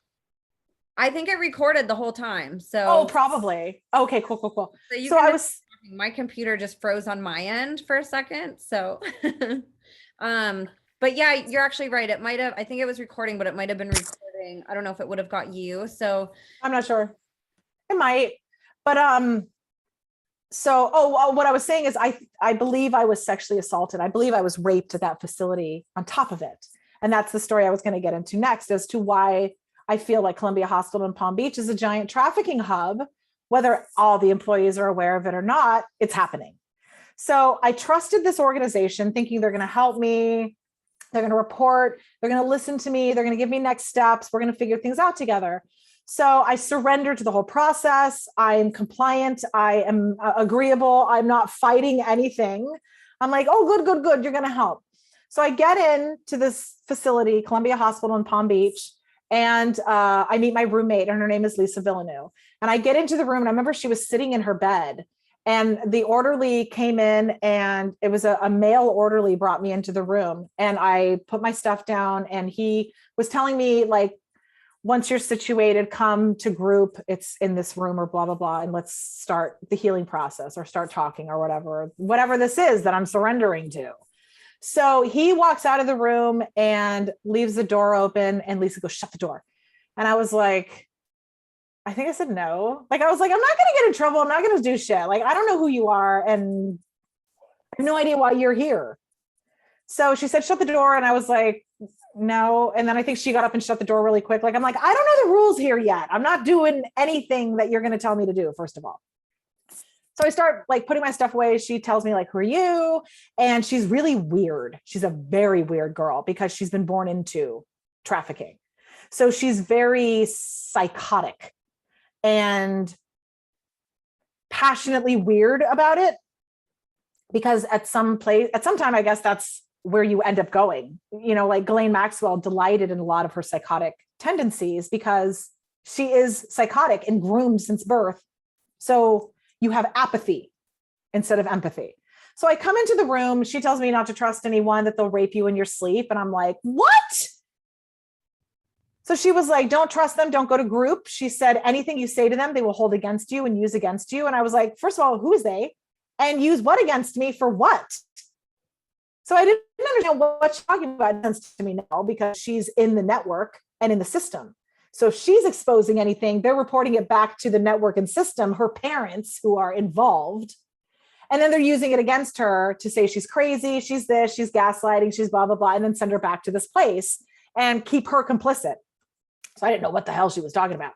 So the first night I'm there, I'm laying in bed and I'm asleep, completely asleep. And I wake up, there's a man on top of me, an orderly is on top of me, and he's doing one of those tourniquet things on my arm. And he tells me that he's taking routine blood work. For some reason, it's happening in the middle of the night. He says he's taking routine blood work and he's giving me a sedative to help me sleep, which I think he then raped me in front of Lisa to keep her quiet, scared, complicit, all of these things. And I woke up the next day in pain down there. I definitely felt like something. Okay, I'm going to be brutally honest and vulnerable and transparent right here. After sex, the wonderful thing and the horrible thing about sex is, for a woman, there's a lot of engorging down in our feminine parts, that especially if you've been raped or violated and it was not consensual, there might be swelling there, especially the next day, which then there's blood pulsing near your clitoris, which then makes you either remind you of your lover and long for him, or remind you of your sexual abuse and be really angry about it. So the next day, I remember waking up feeling that happening. And I remember being really mad and angry that I was horny in a psych ward. That I'm like, why are you pulsing, vagina, in a psych ward? So I was not putting two and two together that I had been attacked or assaulted. I thought this man took my blood work, and I thanked him as I was falling unconscious. Thanks for the sedative. I'm going to get a good sleep. You love me so much. So I have learned since then, I have been to 4 or 5 other facilities because, like I've said in my other podcasts, the desire to off myself hadn't passed for a long time. So I went to other facilities in other states and other places. Florida's the worst. I went to Colorado, had a wonderful experience. Colorado is when I tried to kill myself. I took about 30 to 40, maybe 60 pills, lost consciousness, met God, had an argument with him, was sent back, and woke up in a hospital. And then I literally tried to slit my wrist with my pinky nail because I didn't want to fucking come back. And I went to a mandatory psych place after that suicide attempt. I was never drugged. I was never had my blood work done unless I was conscious, had signed off, and consented. Same as California. I went to multiple facilities in that place too, because once I was back in California, where a lot of my childhood abuse was, it created a lot of flashbacks that I was constantly wanting to kill myself and calling these places saying, can I please come where it's safe and I can't kill myself because you have to monitor me and just distribute my medicine. Those little pills sitting on my nightstand, that can be really hard. It can feel like Pez. And the answer to a lot of prayers. I try not to get into that at all anymore because I see a future of exposing my predators, taking their wealth and investing back into my future. And Dargan, you can look at all of my things as an investment, or I can rob you blind in court, whichever makes you fucking happy. But these are bad ambassadors of their wealth. They are ruining the entire planet at our expense, raping, abducting, pimping, trafficking. So that girl, Lisa, and I got to be friends after we left Columbia Hospital, and I didn't feel like anything was happening there. So I decided to go to group one time. How old were both of you at that time? I was 20. So 2001, this was right around 9/11. So I was 24. Okay. And I'm not sure her age. I think she was 21, 22. Okay. She was definitely younger than me, but I believed she was out of high school. She wouldn't tell me much about herself, and she was pretty elusive. So I got to be friends with her. She really liked me when we were roommates in the hospital. And by like me, I'm sure she saw a big money sign on me because she was trying to pimp me out immediately. So she wanted to hang out again. She was like, well, how often do you get down to Palm Beach? Because I told her I lived in Orlando at the time. And I was like, my dad still lives down there. So I get down there every once in a while. And she was like, why don't you come down for the holidays? So this was like October, September time. It was, after 9/11. So I came down, I think it was like Thanksgiving or Christmas. And Oh, so what I want to say is I stopped going to therapy because the one time I went to therapy that day that I didn't stop going to therapy. I've been in therapy my whole life. I mean, at Columbia Hospital, I went to therapy the first day to group therapy, and they told us to write a letter to our abuser. And then they did nothing with it. And it was the first time I'd ever vocalized, written, or confessed that I had been abused as a child. And the fact that they did nothing with it other than, good job. Okay, dinner's at 6. I felt really let down and furious. And I was like, they're not going to fucking do anything. They don't fucking care. They're just going to medicate me and they want me to forgive my abuser. I'm not. I don't forgive you, Dargan. I don't forgive you, Dargan Birchmore Watts. I forgive me. I forgive me only. I give you to God, and God can figure out what the fuck to do with you and that forgiveness bullshit. That is not on me. I forgive those who are remorseful and want to be forgiven. Otherwise, I forgive myself. I forgive myself for trusting you. You do not deserve my forgiveness. And I hope it upsets all the Christians because I don't give a fuck. Go walk a moment in my shoes and then you can go do your thing. But there's so much twisted scripture. There is no way God is putting that on a survivor. And we have to stop doing that to people. God says to forgive. Yeah, God says also don't fucking rape. Like literally one of the 10 commandments.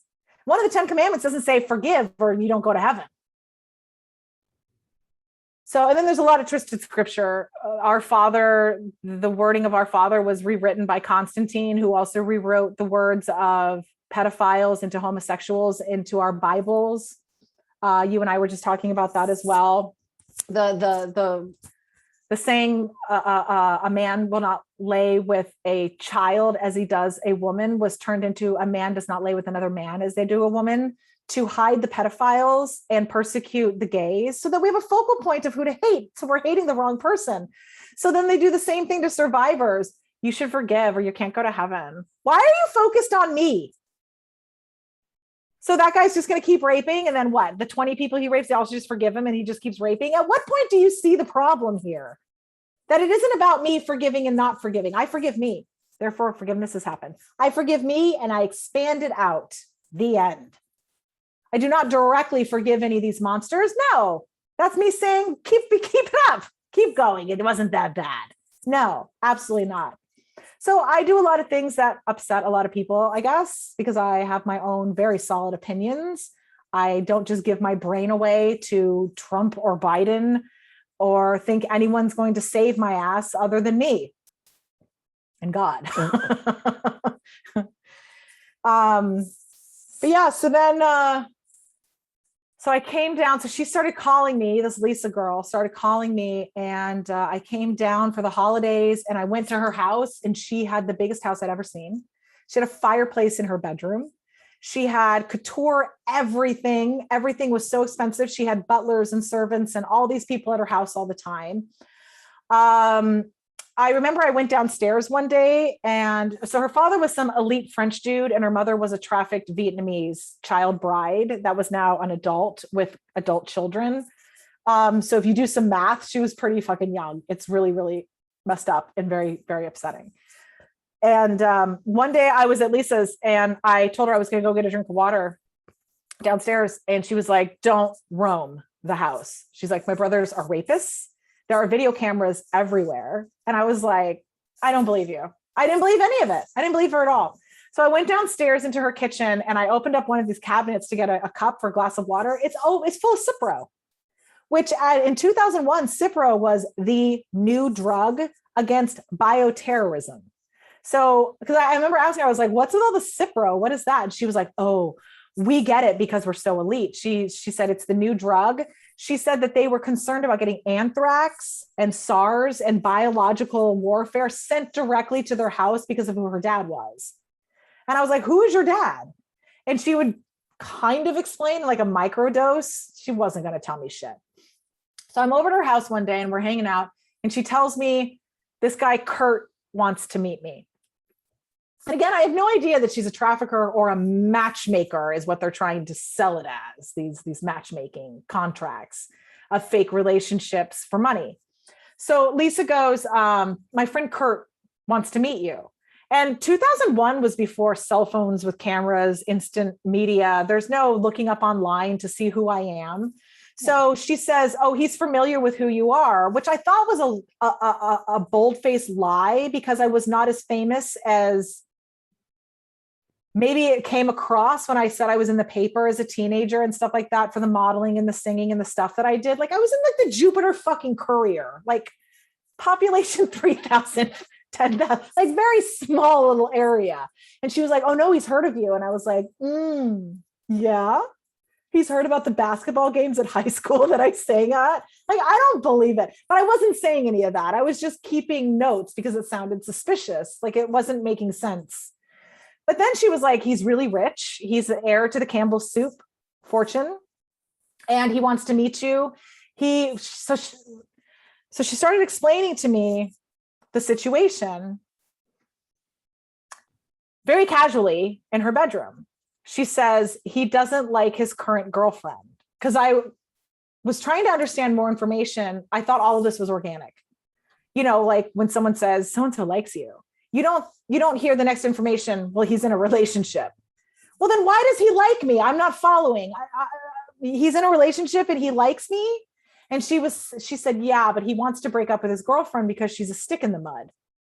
Okay. And he needs permission from whom? Like, why can't he do those steps and then call me? I'm not understanding why I'm part of the picture before those things happen.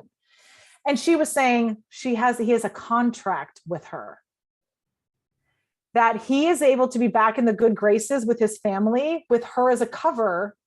The reason she's a stick in the mud is she's a clean-cut girl with a good education and all of this backstory that makes him look like he might be on the up and up. So when I met Kurt Schmidt, he was doing heroin, coke. He was living on his parents' yacht in the Atlantic Ocean. Like, that's how little they wanted him in the house and trusted him with the Campbell Soup fortune or anything they were investing in or dealing with. So what they were telling me, and then I was hearing about this Ghis-lane Max-well person that I'd have to sign the contract with, that Ghis-lane wanted to meet with me also if I was on the up and up with this. And so I meet so this is why I end up at this Maxwell Trump Ep-stein party, is I'm invited to this party, and I'm invited under the directions of you're not to mingle or meet or talk to anyone else at the party, because everyone else is having their own interviews and meetings at the same time. And I show up to Epstein's place on Palm Beach Island, and there's hundreds of people there. Oh yeah, good call. Hi. I was like, we need to see your face. For real, I know exactly. I go on these tangents and they take 30 years to get through. So I get to the Ep-stein party and I'm beelined. I don't even get to go in the house. I have to go around the property through the pool and go straight to the dock slip. And that's where my boyfriend is waiting for me. And my prince in heroin armor is on his family's yacht. So Lisa doesn't tell me about the heroin and all this stuff until we get close to the yacht, like the night of the party. So in my head, I'm thinking this man is rich and he lives on a nice yacht and life is amazing. That's what's going on in my head. The same as when, Ghis-lane Max-well talked to me about international travel, massages, and Victoria's Secret. I'm like, I am flying first class and being massaged on the way to being a Victoria's, like, sign me up. So this is the same picture I'm painting, is this man who needs my help wants to pay me to be his girlfriend so that he can be respected by his family. Like, I'm a prize. I'm a trophy wife in the highest of senses. This man depends on me to get an inheritance that I'll be a part of and receiving. So I agree to hear this out. I'm not agreeing to anything. I'm not signing anything. I'm like, yeah, I'll see this out. I'm very curious. Remember when I applied to be a detective's assistant? This is all very interesting to me. So I get on the boat and I meet the guy. He's on the boat and he's got long bleach blonde hair and he's got a zit on his forehead that he has a whole bunch of orange makeup on. And I get on the yacht and I'm thinking I'm meeting a businessman who wants a serious conversation about this fake relationship that might be real. Like, I know this sounds so weird that you would be like, why would you agree to something like that? if anyone understands Hinduism, Jews, they all did matchmaking for many a days where they said, you would be great with you, and let's put you together because we know better than both of you. We're outsiders. We want the best for both of you. So we are making this match. And that's what Ghis-lane Max-well's specialty was matchmaking elites for best outcomes, right? So that's basically what she was providing the service for the heir to Gillette, to get back into the good graces of his family, meet a nice girl. He was socially inept and he might not even be straight. So they needed a lot of these cover girls so that they could get inheritance, be promoted, be seen at social settings. You know, I'm a model and I'm showing up at these places on his arm, and, you know, he's not in the middle of the ocean, junked out of his gourd on a yacht, I guess. Was supposed to be my role. I was his therapist, his girlfriend, his life coach, his sex partner, business partner, which also, stand back, you're a fucking woman. You know, this is like what I would have been signing up for. So I meet him on the boat. I think he's a complete dork. I wasn't interested because he wasn't taking it seriously. Like, just sit down at the table and say, hey, listen, this is what I need. This is what's happening. And this is where you come in. It was all just this weird charade of handlers trying to create a situation. Like, one of the guys legit was introduced to me as a pimp. First, he said he was a model scout. And then the trafficker who brought me was like, he's a pimp. And I was like, okay, where am I? What's happening here? What do you mean he's a pimp?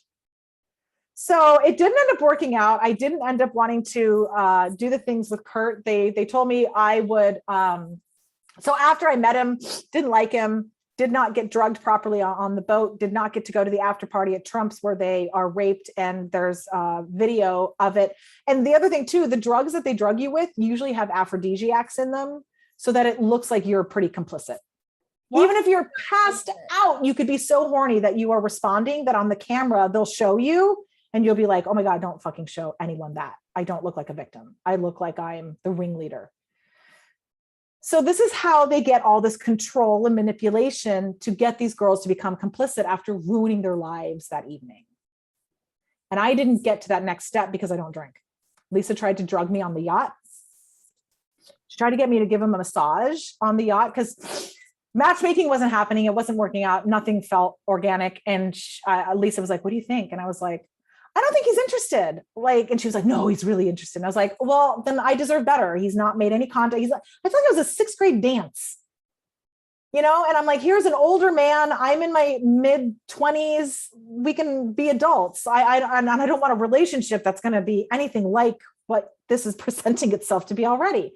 So she brings me over to the drink cart and she starts making me a drink. And she's like, so what do you think of Kurt? And I was like, I think he's a weirdo. I said, I think he's a loser. And she starts laughing and giggling psychotically. And so she starts making me a drink and she goes to hand it to me. And I go, oh no, I don't drink. And she looked very concerned that I wasn't going to drink this drink. And then she's like, all right, well, let's go. Let's get out of here.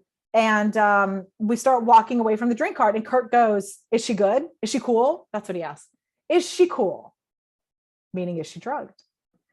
And Lisa goes, no, she's not cool. To which I responded, yes, I am. I'm very cool because I have no idea what's happening. So I said, yes, I am. I'm very cool. To which Lisa goes, he means sex. Are you cool for sex? And I go, ew, no. And then Kurt goes, no, I meant cocaine. Are you cool for cocaine? To which I was like, yeah, I'm cool for cocaine. You can give me some cocaine. And dead serious. I was like, I love cocaine. I don't anymore, but I've had some. But yeah, definitely go clean my whole fucking house and conquer the goddamn world with cocaine. So I was like, yeah, I'll take some cocaine. I don't drink, so I'll be the life of the party and I'll stay sober the whole time and I'll be dancing on tables. And so Lisa goes, no cocaine for you. And I was like, so you're trying to drug me. You're trying to get me to sign weird illegal contracts, but cocaine is where you draw the line. Got it. So I'm like, party's over. Like, I don't want to play this anymore. So we go to leave, we get off of the yacht. And that's when I'm like demanding, I want to go into the party. I don't understand what's happening here. I want to go in, my hair is frizzing. I am being a total diva. I want to meet other people. I'm not understanding why I'm being corralled and handled by these certain people. Like I'm not allowed to talk to anyone or anything else. So finally I demand to come inside the house. She panics and freaks out. So finally she allows me to come into the house. Once I'm in the house, this is Jeffrey Epstein's Palm Beach house. How did you end up finding that out? Did you know, like, oh no, I did not know at the time. Did people know who he was even back then or no? No. I didn't even meet him. I didn't even know the name. I was not introduced to him. That was not the radar thing that was happening at the time. It was Ghis-lane and other contracts. Epstein wanted to fuck kids. So I was not on that radar. When Ghis-lane was trying to get me at 14, that was probably likely for Jeffrey. At this party, it was matchmaking, pimp her out, you know, like Paris Hilton's brother, I think she has one brother, whatever. My recruiter said, because we ran into Paris downtown, Clematis, Palm Beach, before on the way to the party. And I remember running into Lisa and I was like, oh my God, is Paris and Nicole coming to the party? And they had their little dog. It was two of them. And I recognized the bodyguard. I'm friends with the girl that was the bodyguard of Paris at the time. And she was like, oh my God, I remember that evening. I remember running into you. I remember she was like, out of the way, Paris and Nicole. And I was like, no, I don't move. I don't move quickly. I'm handicapped. And I asked Lisa, I said, is Paris and Nicole coming to the party? And she said, no, they don't come to these kinds of parties. And what kind of party were they advertising this as? That's what she was saying. She was saying it was actors and models and business meetings, and everyone was having their own private meetings, and that there's investors there and rich people and networking kind of. Yeah. Kind of, but she never said it was networking because we weren't allowed to talk to anyone other than who they wanted to talk to. Yeah. Right. Because that's what's already been handled, pre-fabricated. They've already been working that. So you can't go talk to someone else because they haven't been working you with that person. They're working that person with that person. So I come into the house, and as I'm walking through the house, there's a red room. Have you heard about red rooms? I have, but I'd love for you to explain what that is for people, because that was something I learned about recently. It's not something. A room with red illumination means prostitution and children. So in red quarters for like, what was it, Amsterdam and stuff like that, the red light districts, it means prostitution. Just that's literally what that means. The red light indicated brothels, madams, sex workers.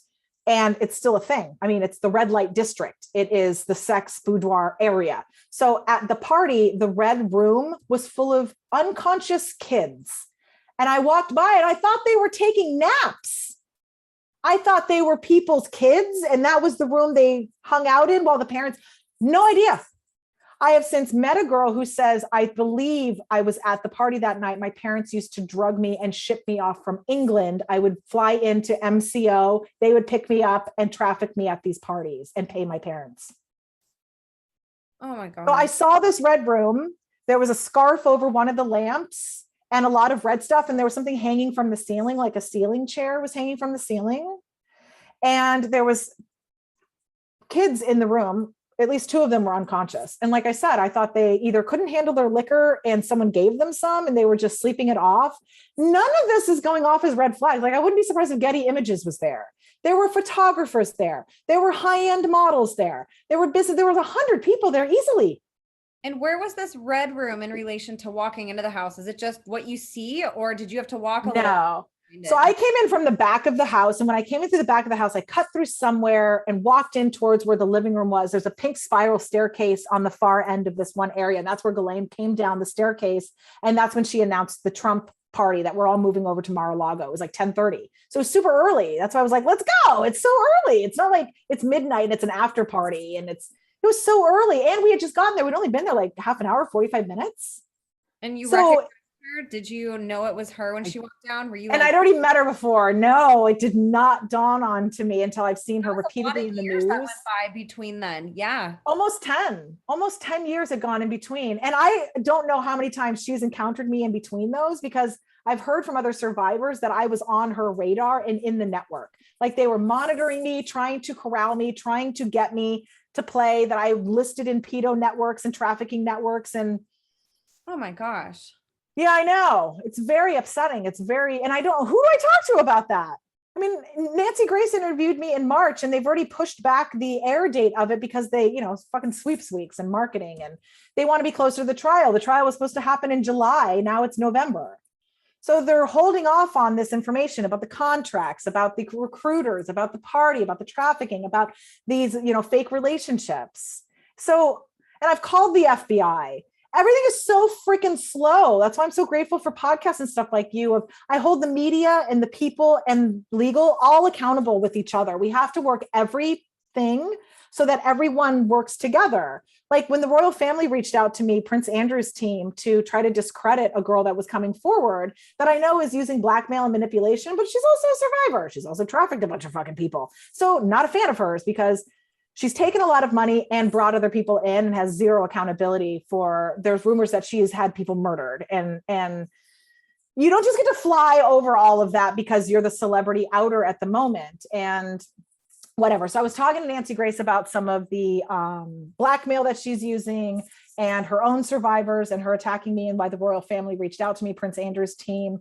They reached out to me, and I had to hold all that accountable too. So there was a lot of strategy involved when I knew the royal family was going to be reaching out to me, and the PR team, that the spin doctors I'm reading articles where it says Mark Gallagher is going to exonerate Prince Andrew.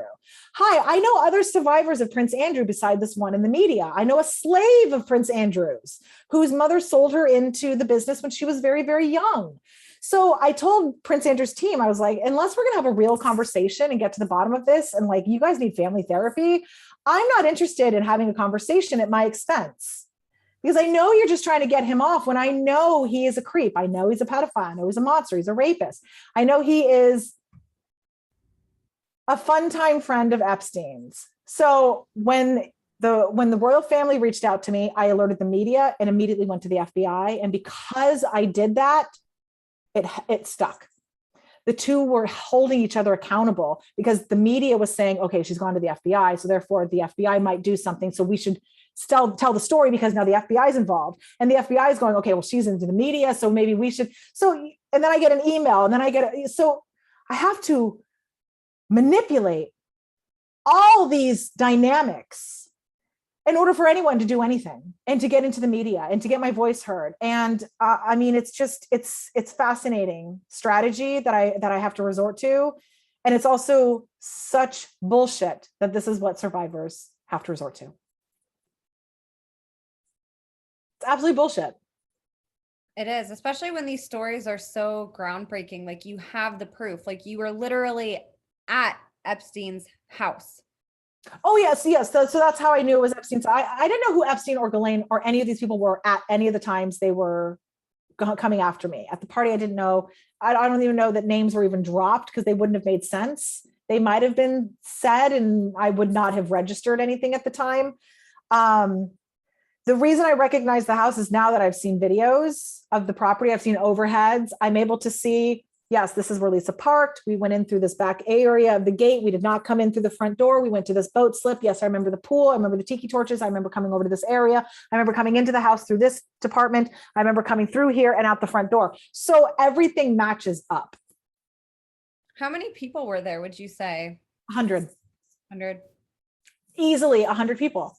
Because when Ghis-lane made the announcement that everyone was invited to that the whole party was being moved over there, I remember being very excited. I remember looking at my watch or the clock or something, and why were you guys going to go over there? What did she say the reason was? She said, well, I know the reason, because it's full of rooms and blackmail. It's full of rooms and cameras. So there's rooms for people to be initiated and documented and then brought to this new location that's huge. Mar-a-Lago's humongous. And what I just learned yesterday. So a survivor came forward yesterday, and then new information came forward yesterday talking about how these trafficking systems will take over an entire hotel. They'll get permission from the owners of the hotel and the staff. They'll replace them with traffickers and then give everyone sexual compensation is basically what I was reading yesterday. So the survivor came forward yesterday saying she met this one trafficker who pretended she was the receptionist at a Ramada Inn to meet a John that Jeffrey Epstein had set her up to meet with under the guise of a business thing. Oh, very wow. similar to my type stuff. And she said Virginia Gouffre she had a Ramada name tag on and pretending she worked there, like directing traffic. So Virginia Gouffre has admitted that she has 70, if not like 90 recruits of her own. Who are they? Are they alive? I was almost recruited and it could have killed me. I was almost recruited and I also could be a superstar celebrity with a fucking bitchin' contract right now. There's a lot of ways this can go depending on who you are to who they need you to be that person for. So back to the Trump thing. Elaine comes down the spiral staircase. She makes a loud announcement. Lisa, my handler, is not next to me at the time. So staircase in Jeffrey Epstein's house. There's a pink carpeted spiral staircase. It's in a corner. It's not a staircase that you like see through the slats. Okay. It's a hard formed staircase with pink carpeting and white molding all around it. And it's in the far corner. It's not in the middle. So I saw her coming down the stairs and that's when she made a grand announcement. She's coming down from upstairs and then coming to the downstairs, makes a loud announcement because there's a bunch of people inside and there's a bunch of people outside. So she's only talking to the people inside. Obviously, people outside really couldn't hear her. So she's coming down the spiral staircase. It was like 10:30, and Lisa had disappeared because first of all, who says no to Campbell soup? They were not ready for the Molly, who loves to say the no's. I love throwing people off and going, nope. No, let's see what happens. Because if you really want something, it'll try another day. I usually never comply with anything on the first run around unless I really trust you, because that's how you can get really hurt. And I want to have you make multiple attempts at something before I am figuring out what's happening. So Lisa was off somewhere. She closed that red room because I mentioned it to her. I said, ew, that weird room. It's all red. She goes, oh my God, don't look in any room. She was like, everyone is having their own private conversations. Do not talk to anyone. Do not go into any rooms. Oh, she was lecturing me. She was furious with me. She shuts the door to that room. And that's when she wanders off again. She goes, don't move. Because everyone's about to leave to go to the next place. And I'm the only person not cooperating. So I'm standing in one of the living rooms and she wanders off and the pimp guy has wandered off too, because I think they're looking for someone to pinch hit. I have no idea. They're figuring things out. And I'm just standing there. And that's when Ghislaine is coming down the stairs and she makes an announcement and says, I can't remember verbatim, but it was basically an announcement of, ladies and gentlemen, may I have your attention, please? Hello, hello, hello. Like the madam of the party. And I have exciting news. We are moving the party to Mar-A-Lago via personal invitation of Donald Trump himself. Everyone, please make a beeline. Everyone start heading out. We are leaving right now. And literally everyone starts moving out. So then Lisa comes back and everyone's now shuffling. Everyone's heard the new news. There's new energy now happening in the room. And Lisa comes up to me and I was like, oh my God, we're going to Mar-A-Lago? And she goes, who said that? Who told you could go? I said, that woman. She made an announcement to the entire room. She goes, no, you can't go. And I said, she said everyone could go. And that's when Ghis-lane Max-well walks up behind me and touches the back of my arm. She overhears the conversation. And I look over my shoulders before she touches me. I look over my shoulder and I go, that woman right there, she made the announcement. And that's when Ghis-lane, and I still don't even recognize her from my childhood. That's when she touched the back of my arm and she goes, yes, everyone's invited. You're invited. And my dear, whatever, she's lathering it on super slick. And then walks out the front door and is, trying to get people to follow her out the front door and have the caravan head down to Donald's. So I tell Lisa, her, and she watches the whole thing of Ghis-lane saying this to me. And Lisa goes, not us. She doesn't mean us. And I go, she said everyone. And she said, God, I always try to remember exactly what she said in the order she said. She said, Molly, we're not going. We're going to go back to my house, get some ice cream. She loved flipping through Forbes magazines for billionaires. So she was like, we're going to go home, get some ice cream. She also, like Dargan, tried to control my eating. So she wouldn't let me have ice cream. So all of a sudden she's like, let's go get ice cream. Because I was trying to be a normal person at her house. I'm like, let's go get ice cream, lay in your bed and watch TV and do. She's like, no ice cream. She's like, Molly, why do you eat that stuff? I thought you were a model. And I was like, I'm a singer. I don't like the modeling stuff. And so she's like, let's go get ice cream and go flip through Forbes magazine and we'll regroup. We'll figure something else out. And I was like, no, I want to go to the party. She said, Molly, it's not safe. all they're looking for is prostitutes. And I go, well, I'm not a prostitute, and I don't think Donald can fuck 100 people. So like, I wasn't scared or threat. There was nothing going on in my mind that I thought when I showed up at this place, I was going to be attacked and raped. And she said, Molly, it's not safe. It gets rough quick. To go to Donald's. Why does it get rough quick? And now I've learned, I've met so many other survivors where they're like, yes, you missed the drugging, and then they give you the cocaine. So you're up for 15, 20 minutes. So you can get to the next destination to where you crash. And whatever you're drugged with has an aphrodisiac in it. If you read some of the stuff where they've talked about, and they do this to the men too, they want everyone complicit. It's not just the girls. They want the men just as horny so that everyone is paying and playing.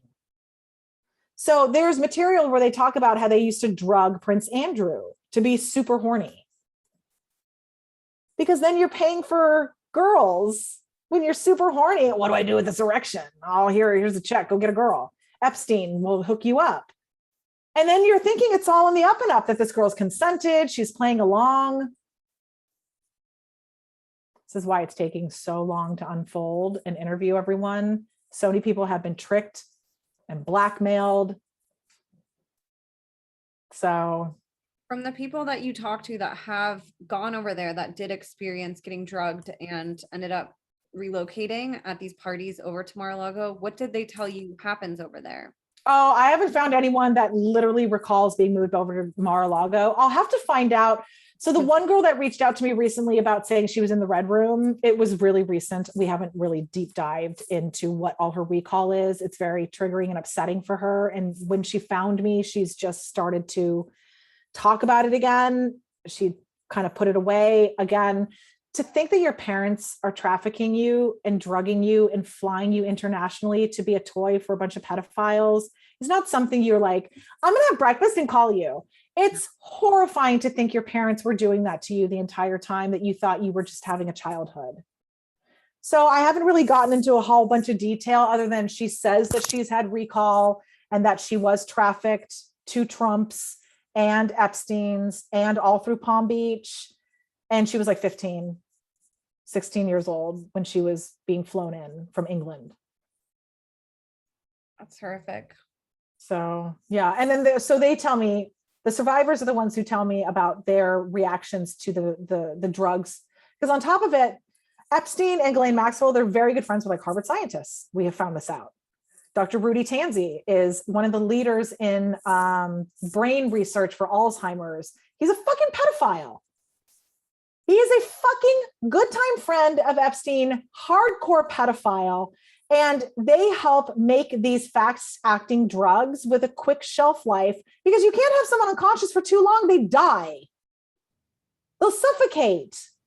It's very easy for a person to die drugged. The organs shut down, you stop breathing. You can't be drugged for too long, so they're playing mad scientist on top of it. So then I'll talk to these survivors who will talk about the reaction they had to the drugs. They were in and out. There was like a twilight. Some of them were like a twilight. Some of them, they were completely out and passed around and have seen pictures of completely unconscious, or they were videotaped. So it's very upsetting information. It's very sensitive information. And we need people to really start believing the supporter, the survivors. The problem is the survivors that are telling the most truth are the quietest. Or they're the ones that are absolutely most censored too, if they do try, because there's that. Well, they were the least complicit. Right. So they're the scaredest. The other ones who were super complicit kind of know more of what the game was. So they might have power in their knowledge of how it works. So there's a lot going on here. And I know we've been talking so long and I know you have to run and I got other things to do today too, but I would love to do another episode. And to everyone listening, I know this was all over the place. No, if we can talk for a little bit longer. Okay, cool. Yeah, I'd love to try to get through some of these stories, and I'd love to know, I'm sure people are wondering, well, what does she think of Trump? It's such a hot topic right now and I know you said a little bit ago, you know, I don't look for any leader or man except God and myself to save me. Mm-hmm. But What are your thoughts coming out? My thoughts are that Trump is the Antichrist, that he was meant to, oh my God. I mean, it's a lot. It's religion, it's supernatural, it's political, it's entertainment, it's Hollywood. It's very hard to explain other than no, he is not taking anything down, or he would have. If he was truly in charge, why wouldn't he just have said, Hillary Clinton eats kids? Because she does. They're all doing it. I don't know how deep Trump is into certain aspects of it, but he is not an innocent standby. He is not helping anything. If things got helped through his administration, thank those people who got documents in front of an egotistical man who was willing to sign anything on camera. He had already confessed he did not read anything. Therefore, he's not putting anything into play or into motion. He is not uncovering human trafficking, or else he would be investigated himself. And if he is helping anything out, it is to make himself look like he is not complicit. If people want to follow him, that is fine. At some point, you will get to the truth. I'm already at it. So well, I know I'm just focusing on other things. I am not following Trump. I know he is not trustworthy. I was at parties that he was taking place at, so I know from personal experience. Biden, I know survivors of Biden. I watch videos. He's incredibly fucking sticky hands. So I know both sides of the bird are corrupt. I know from Book of Revelation, it tells us that we will have the Antichrist and the trumpets. Like, I don't know how much more innuendo we need to understand the birds of the apocalypse, the birds of the rapture. That's Twitter. I mean, that's literally the conversation we're having. If people are not religious, then maybe you understand prophecies. Maybe you like Nostradamus. If you can look at the Book of Revelation as some sort of, someone sees a weird vision and is like, what the fuck does all that mean? They're trying to let us know what's going on, and it is literally happening. The first time I read Book of Revelation and really heard about it was when I started hardcore Catholic school at the Carmel Mission, which is on a mass grave of 2,000 indigenous people, which is its own genocide epicenter. It's one of the oldest missions in California, huge genocidal epicenter. And that was one of my first awakenings of what is going on, what is real, why are you hurting people in the name of God? Why are you pretending that this stuff is not happening? And why is there no accountability? And then I read Book of Revelation for like one of the first times ever around that age, and really started understanding a second coming and a rapture and an apocalypse. And then I wanted to know, what the hell do those terms mean? And what would they look like so that I could be aware of them?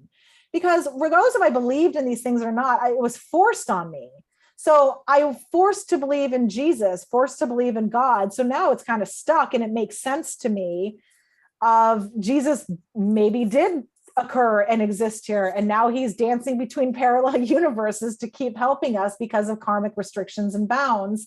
And you really have to go in through an esoteric look at things and almost become like a theologist of getting to the bottom of some of Earth's weirdest stories. And why? You know, if people want to mock me for my religion, or they say you're a Christian, you're not a Christian, you're this, you're that, please don't label me.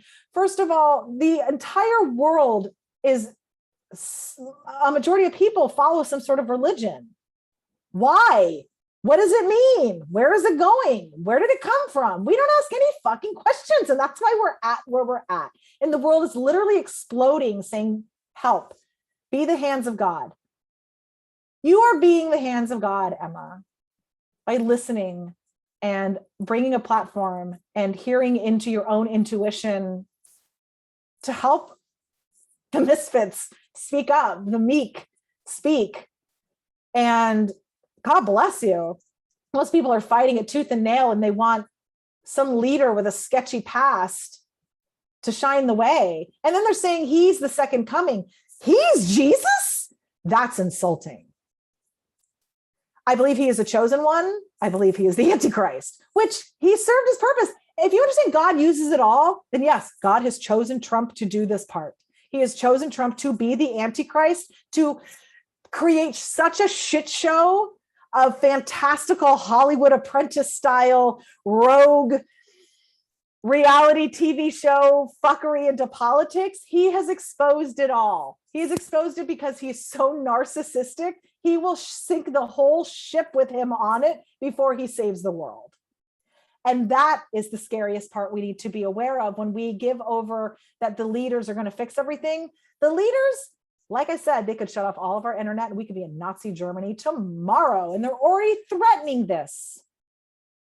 Why? Why are they threatening such weird shit? Why aren't they addressing human trafficking? We know it exists. So people don't believe the plague is real. It is. It's manufactured, it's controlled, and it's also on the loose, running rampant. And that's what they want. That is what Lisa Villeneuve, my handler, trafficker, told me her parents were worried about after 9/11 was biological warfare.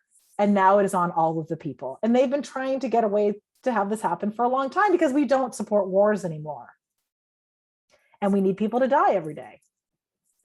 And you need people divided, God forbid. Totally, so that they always stay in power. Yep, exactly. And we always look to them for the answers. This is when people are like, Trump is the Messiah. You've given all of your power away to another human being. Why? And what has he proven that he is? Where's your proof?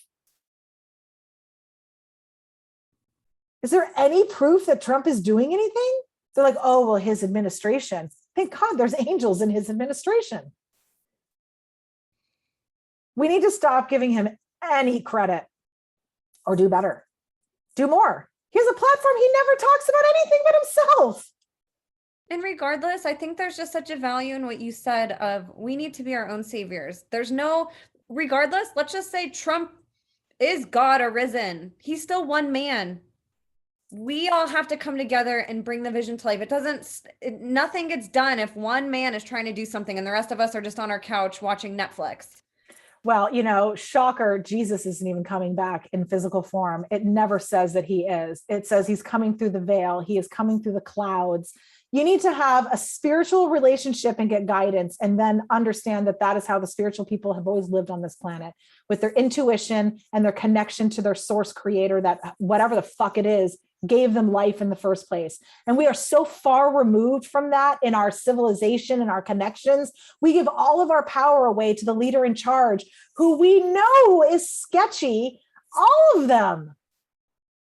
And then we get so far away from God, even participating in an institutionalized religion, because the whole purpose of that is to pull us away from the truth of God and institutionalize an agenda of religion. We follow their version of God. Yes. And so which that's is in a box with rules and judgment. Yes. You're either worshiping something that has been inverted, or you realize that it's not in alignment and you walk away from it, and both don't bring us closer to source. Both don't bring us closer to light. If anything, it's the opposite. We start to go the other direction because we're like, screw this shit. That makes no sense. It doesn't align with. And so you don't realize that it's inverting you to your core and how you respond to that. And so then we end up facilitating and actually giving into the same agenda that we thought we were walking away from. Yep. Absolutely. What is more empowering, giving your power and trust to a human or to the source that created you and having that relationship and that connection? When we give it to our leaders, they are dividing and fear and indoctrinating things that are not real. You and I have talked about twisted scripture. One of the last times I ever went to mass, I was like 17 or 18. I was in high school and we went for family, and it was Mother's Day. And, I was already fed up with the Catholic Church because I went through so much stuff and it was just really peaking at this point. We went for Mother's Day, where it was supposed to be uplifting, beautiful. We figured we'd hear about the Virgin Mary and all this stuff. No, it was if you have an abortion, or if you know someone who's had an abortion. Literally now it's if you know someone by proxy, you're going to hell. That's when we walked out. I am sick of going to hell. And having the focus be, I mean, you said in a previous conversation, whenever we were talking before this, you walk into a church and what do you see? What's right in your face is the moment Jesus had his own doubts. Yes. The one moment he questioned, God, what are you doing? Which is like traumatizing in itself to get used to being conditioned to seeing. And then I remember being younger and I went to, I was raised Catholic also, and you probably remember this. At a young age, like 3rd grade, I had to go sit in a pew with my priest and confess my sins to him all by myself, and then go to church and see him next Sunday. After pouring my heart out to him For what? I just had a conversation with my husband about this because on top of it, when they prepped you for confession, they also tell you that it won't go out of the room, anything that you confess. So for someone who is being sexually preyed on, I would love nothing more than to tell a priest, but he's telling me that if you tell me something, I'm not going to tell anyone, that this is private. Right. So why would I tell you something that is urgent and bothersome? So I remember going to confession. I'm like, oh my God, what do I come up with? And it's always too, like, confession means instead of me talking to God, I need to talk to a human. There's a micromanager. Like, it's focused on you're a sinner instead of the beauty in us. Everything, Yes. all of these Yes. rituals that they perform in these years of going to these institutionalized religious education curriculum, it's all based on reminding you of what a sinner you are. Yes, nonstop. Well, that's what I mean about leaving. I'm like, I'm a good person. That's why I'm at church and I'm here. I'm confessing my sins. Like, why aren't I talking about what a great Thank you. That's exactly what I meant about the Mother's Day thing. When we were showing up there and they were like, if you know someone who's had an abortion, if you've had an abortion, you go to hell, which I was like, yeah, I've heard that. Now it was, if you know someone who's had an abortion. So now if someone confesses a secret to me, I'm going to hell. Like, I'm like, this is where I'm out. You know, I'm a good person. I love Jesus. I love God. All I want to do is serve and make the world better. And all I do is come in here and hear shit. Yeah, and half these priests are pedophiles, if not more. Right, exactly. Confessing that I'm a sinner to a pedophile and then church and being ministered by him. It just, it's so well, and this is why in third grade, I turned around and basically told God and Jesus, after I'd been raped, I was like, sayonara, you two. Sayonara. And that's why they've been so present now. 100%. Because my faith is so important and other people's faith and hope is so important. You know, one of the beautiful things, this episode that went out, part 1, I mean, I had so many people reach out to me and say that I gave them hope. And for someone who doesn't even realize that I have any, it makes me happy because I do. That's the only thing that gets me by. And I don't even realize that that's what I have because I call it faith. I call it my faith, but faith is hope. Faith is hope that God is going to finish what was started. And for a lot of times I did a lot of work and spun myself in circles because I didn't believe God was going to do anything, that I had to do it. And it was exhausting and angering. And I get really mad at him. And then I reconnected and then was understanding, you know, the beauty of the mysteries of faith, that God can make something happen when I'm in alignment with my God self. Because, you know, you and I had this conversation before we started recording.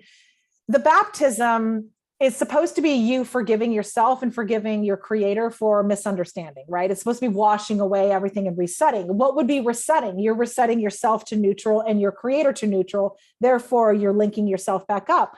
Well, if I came from my creator and I made in the image of my creator, then I am the creator.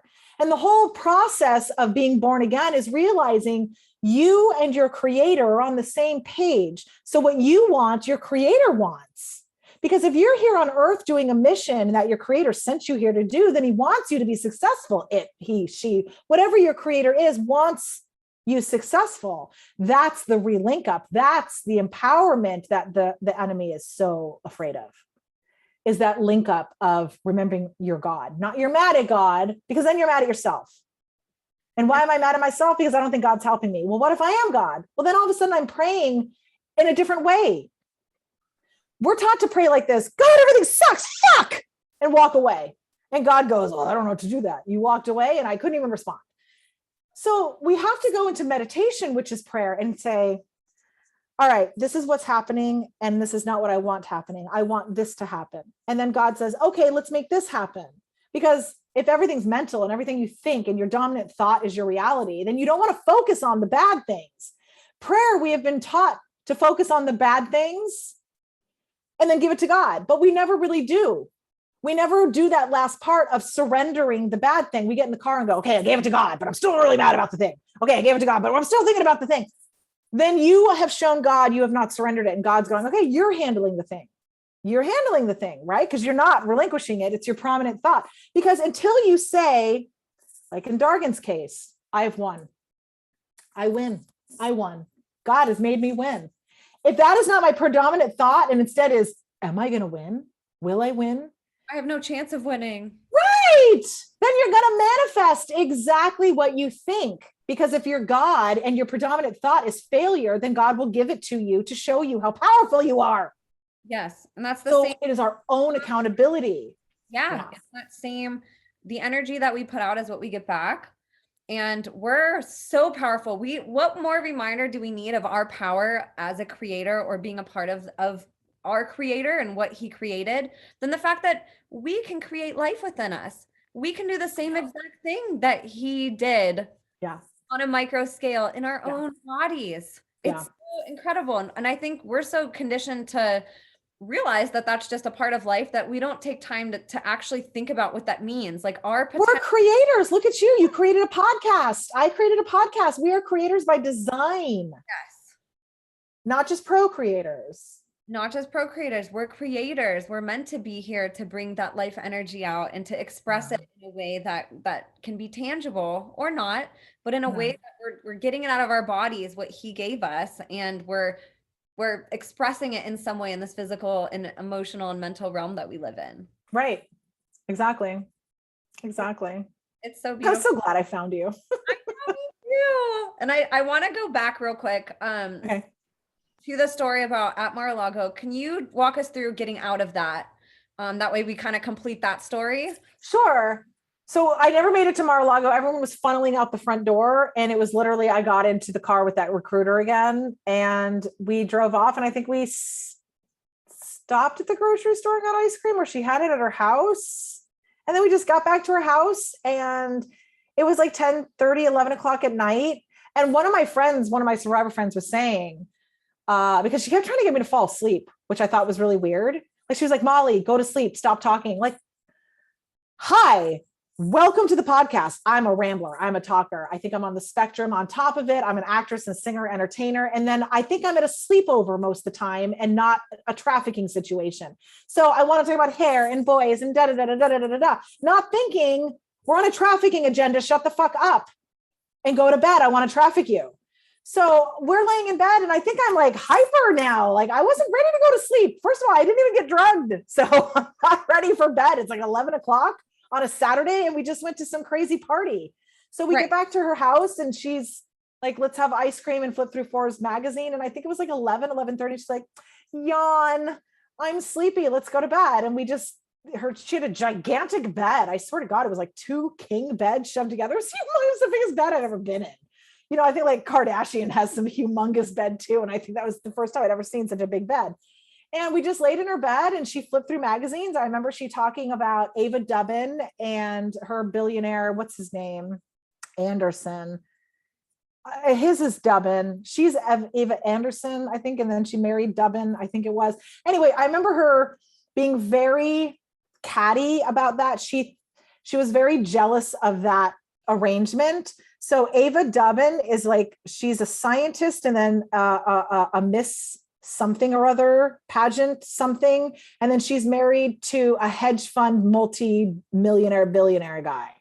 So I remember Lisa saying that she thought she was way prettier than Ava Dubbin and that she deserved what Ava had. And she wanted her husband. And I was like, I didn't understand that these were all fake relationships. So I was like, that's really fucking catty. Like, why are you shitting all over what this woman has?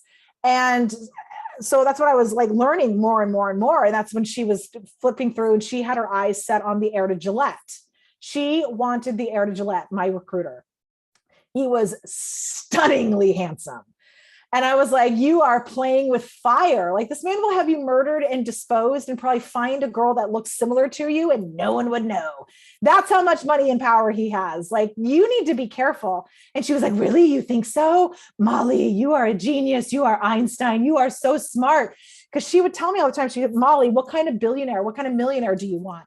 And I would tell her, give me an Anna Nicole Smith situation. I said, someone with a foot in the grave is the only billionaire I would trust. Someone who's almost dead, sign me up.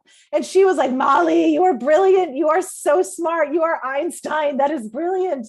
Because she carried around this $50,000 motorcycle bag, 20,000, whatever. She had all these bags and she would try to entice me. And I'm not materialistic. I don't give a fuck. I don't care about a bag. First of all, my mother used to go to Italy and get Louis Vuitton purses for like a fraction of the price and then tell me about the inflation in the US. So I knew none of these products were really worth any of that. And I wasn't about to go become a high-class prostitute for a bag. And I would tell her, if you want to give me the bag, I'll accept it, but I'm not doing anything for the bag. Because she kept trying to dangle things in front of me. So when it didn't work out with Kurt, she ended up hooking me up with this older man, because her and the pimp, Bobby, the talent scout, Bobby, that I met, they were both asking me and interrogating me. And before I was allowed into the Ep-stein party, that's what Bobby was talking to me outside before I could get into the inside. When I came back to the back of the patio, he was like, Molly, tell me what kind of guy you want. And I was like, a good guy. And he was like, well, tell me more. Like, what else? He has a lot of money and blah, blah. And I was like, only if he's going to die do I want someone who has a ton of money. And he was laughing at that. So then she calls me up, and I think it was like a day or two later, I mean, the next weekend or something, she was like, I have this guy. He's a lot older. He's very nice. He's into poetry and stuff like that. And she was just selling him. And I went out with him. I went on one date. We went to some supper club in Palm Beach Island. Oh my God. And I was 23, 24 years old. And I think he was like in his 60s, maybe early 70s. He had a straw hat on. God! I'm not joking. He was not famous. I was not familiar with his legacy or any of the stuff. He had the courtyard we sat in and were eating in. It was candlelit and outdoors. And it was on his property, because I remember him pointing behind him that his condo was right behind him. And he was like, oh, my condo's right here. And he said it was like, someone told me it was worth 2 million, whether it was him or Lisa. Someone was telling me the worth of this gentleman caller. And I remember just hearing him out. He seemed nice. He seemed harmless. He seemed like he couldn't catch me or pin me down or hurt me. He seemed kind of frail. So I was open to it. And then the whole time I was sitting there at dinner, I was like, I can't do this. I'm not interested in this. And I mean, part of me was that I would love an investor husband, rich old guy who just wants to help me sing, but I never felt that was actually the truth. And I wasn't going to trust anyone unless that happened organically. Like my husband adores me and would do anything for me. I don't want anything held over my head. You guys have the sweetest relationship. I'm so grateful that you have somebody to love you as much as you deserve. I swear God showed me his face my entire life. I visualized and prayed for the exact man that I wanted. And I also didn't want him to have money. So he was poor shit when we met. And now we've built our empire together. But that was one of the things is I attracted, so how powerful that is. I attracted someone who didn't have a ton of money that we could build together. So he was already producing, editing, shooting, acting, directing, doing all this stuff. He had his own local television show. And I was so proud of him that he wasn't selling his soul to the devil for this shit. He was doing it on his own. He was capable. He was smart. He wasn't relying on other people. I was like, it allows you to like mend that relationship with money. So instead of everybody having money as an asshole or is going to rape me or abuse me, it's like, wait, you can have money if you can make your own. Yes. And if money just brings out more of who you are, right? Yes. There are very good people that have a lot of money. And yes, I'm one of them. I love helping. I love helping. I love making the world better because I think money is really dumb. I think money is wonderful. And also it's really stupid because we literally have to pay to exist. I think that is the stupidest, craziest thing ever. We run the planet and we're the only thing on it that has to pay to live here. It's like who paid for it to be? Gee, I wonder. Right. Gee, I wonder, back to right. Back to why I trust no billionaires. They're not helping anyone. No. Why isn't Trump being Mother Teresa? And I hate to use that example because Mother Teresa is being investigated for trafficking also. Right. And so search that. Exactly. Also, ties with Ghis-lane Max-well. Exactly. All these charities do.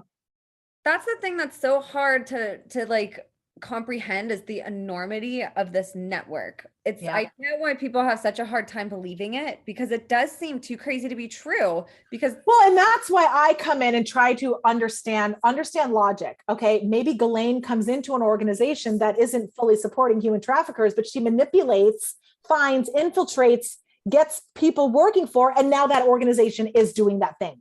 And maybe it's an organization of 800 people and only 5 of them are doing the fucking bad thing. You know, it's the same as Disney. We don't all want to believe that it's all pedophiles or that Walt Disney was a pedophile, but then we have to see that there are people doing that in that organization that is geared to children. Right. And we would rather go like this. Yeah. And the people at the base, they're showing up and doing a job that they're told that's what they have to do. These are good people right. in the front line. And you don't argue with your boss that hired you. You think, you know, and this. Yes. Exactly what I mean about me trusting jargon. Meetings with their bosses and hear the bigger picture. They're showing up to do a little job that they interviewed for. And it's a piece of a giant puzzle that they don't know all the different pieces and how they link together. Yep. And you don't know until you know. Exactly. And this is what I keep telling my husband. Like I even said last night, criminals are up here. Okay. And we're the little bloodhound, literally 3 decades behind them. Because crime pays. Yes. Big. Okay. Big.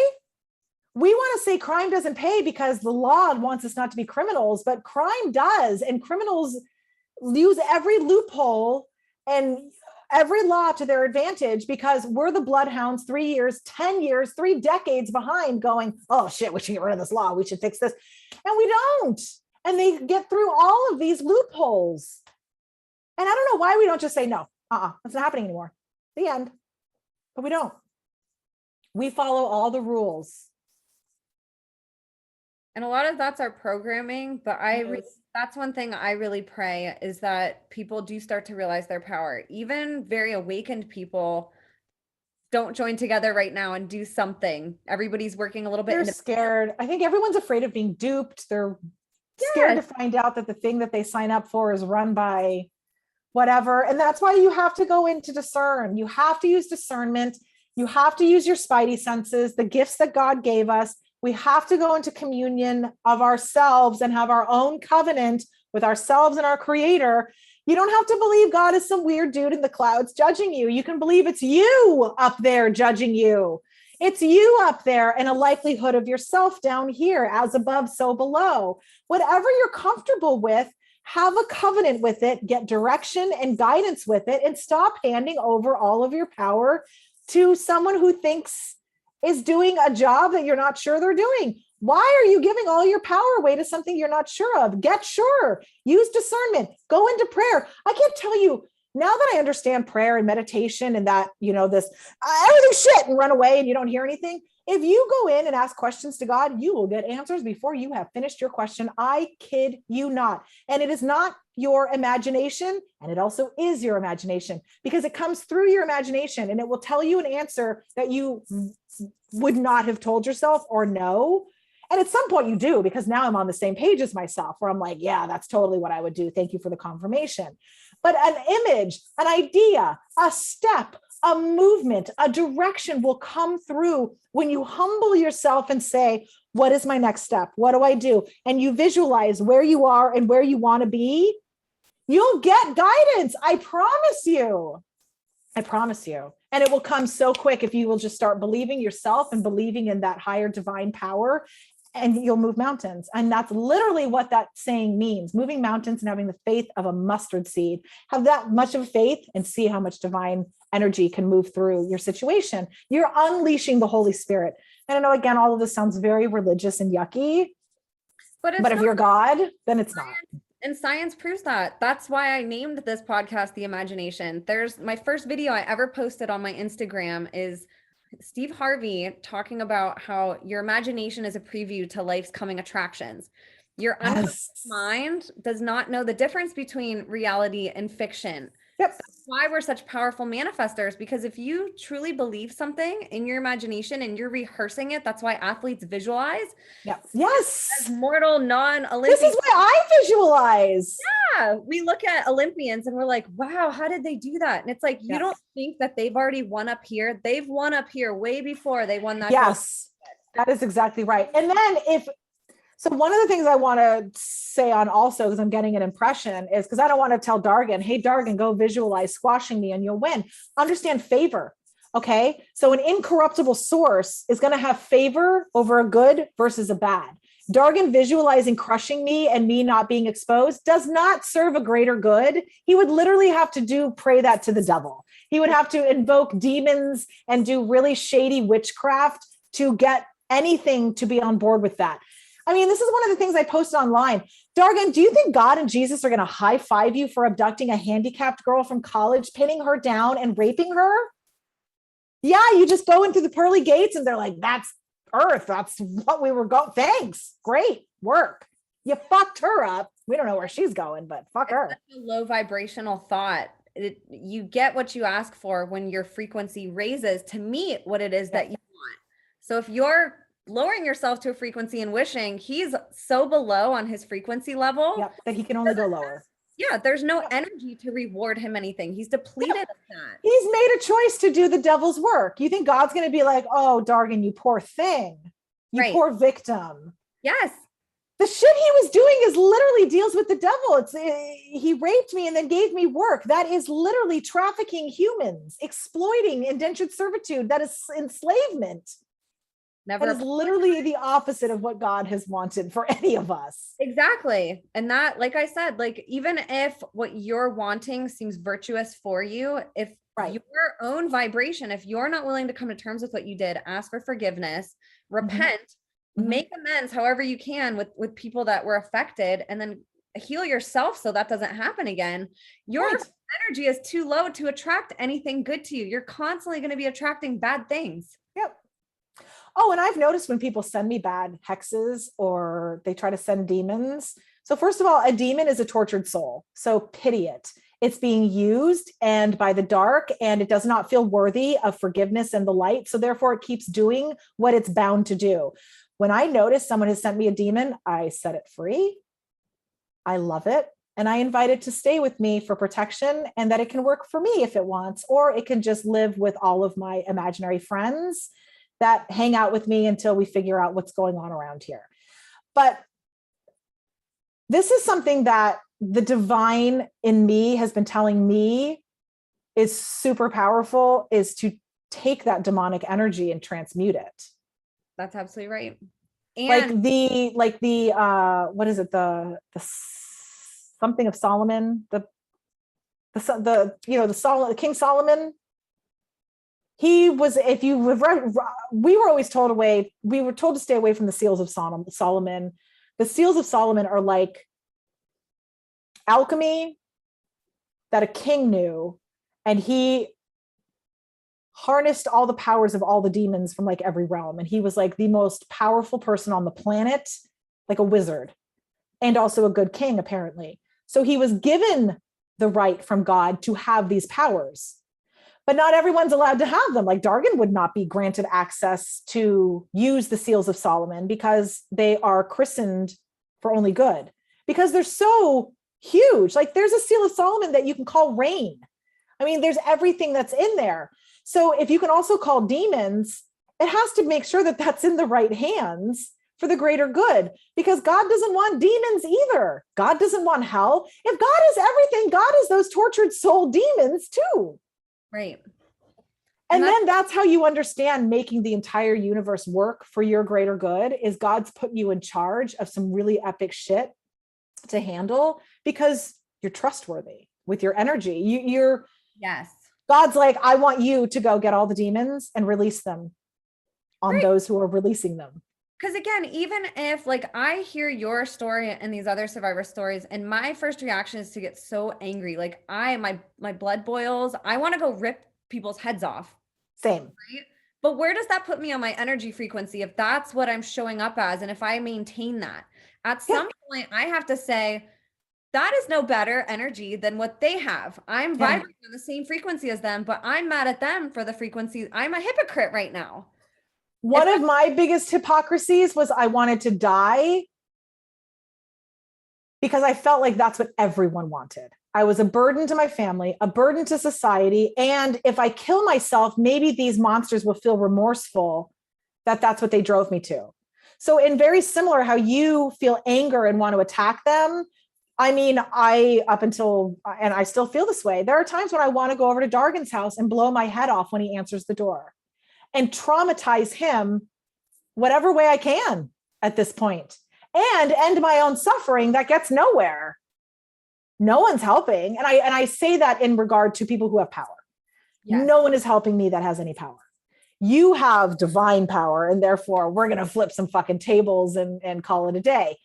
And that's why I go this route. There are so many survivors who wouldn't even talk on a show like this because they don't want to talk for the sake of talking. I know I talk for the sake of talking because God's listening, the universe is listening, survivors are listening, and that there are people with power coming up through the ranks that will at some point say, Molly, get on board. We're on board with you. But I mean, we're fighting elitism. And to say that Trump isn't part of elitism is hilarious. It's absolutely hilarious. You're so right.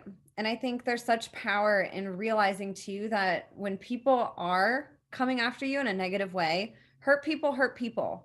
Yes. So you brought this up earlier. These people don't need more hurt in their life. And granted, people need to be put in their place. This doesn't mean we have to agree with people. This doesn't mean that we're just releasing all of the negativity that we feel about it.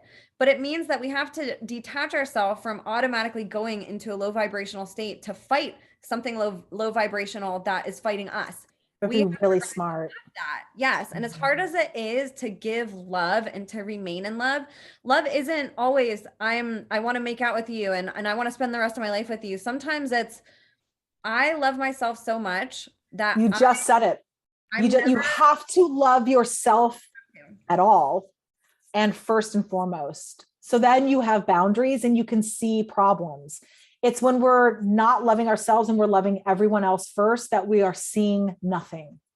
Or when we're not embodying that love. And so we're being inconsistent with love, meaning then we're not, right. We're showing up as a negative emotion. We're not maintaining that higher frequency of love that needs to combat the hate coming at us. Well, you can't even manifest that if you don't love yourself. Exactly. You have to love yourself to even get to that high vibrational state. And as survivors, I mean, any kind of trauma, my husband's traumatized also, not in the way that I am, but as someone who notices humanistic behaviors, and even my son, we've all been traumatized on different scales. PTSD. Exactly. Bullying, any kind of body shame or anything. And I will watch that they have a problem with looking at themselves in the mirror. And if you can't even look at yourself in the mirror, it means you hate yourself. And we have a lot of really beautiful people hating themselves. Survivors hate themselves because they don't understand what has happened. And they don't understand, like I've said, you and I, as Aquariuses, we like to please. A lot of survivors like to please also, but not at the expense of their own self. And then we're hurt.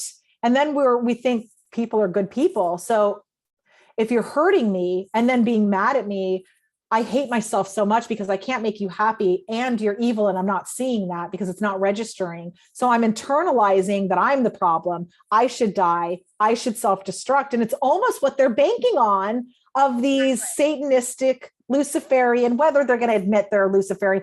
Dargan's married to a Christian wife and he pretends he's Christian. He will never say he's Luciferian, but he's not doing God's work. Therefore, you're doing the devil's work. Yes. So you have to understand, if you're doing the devil's work, there's not going to be love there. That's why there could never be love with him and I. They want you to get so mad that you're drinking, doing drugs. Yes, they want you to self-destruct and never be credible.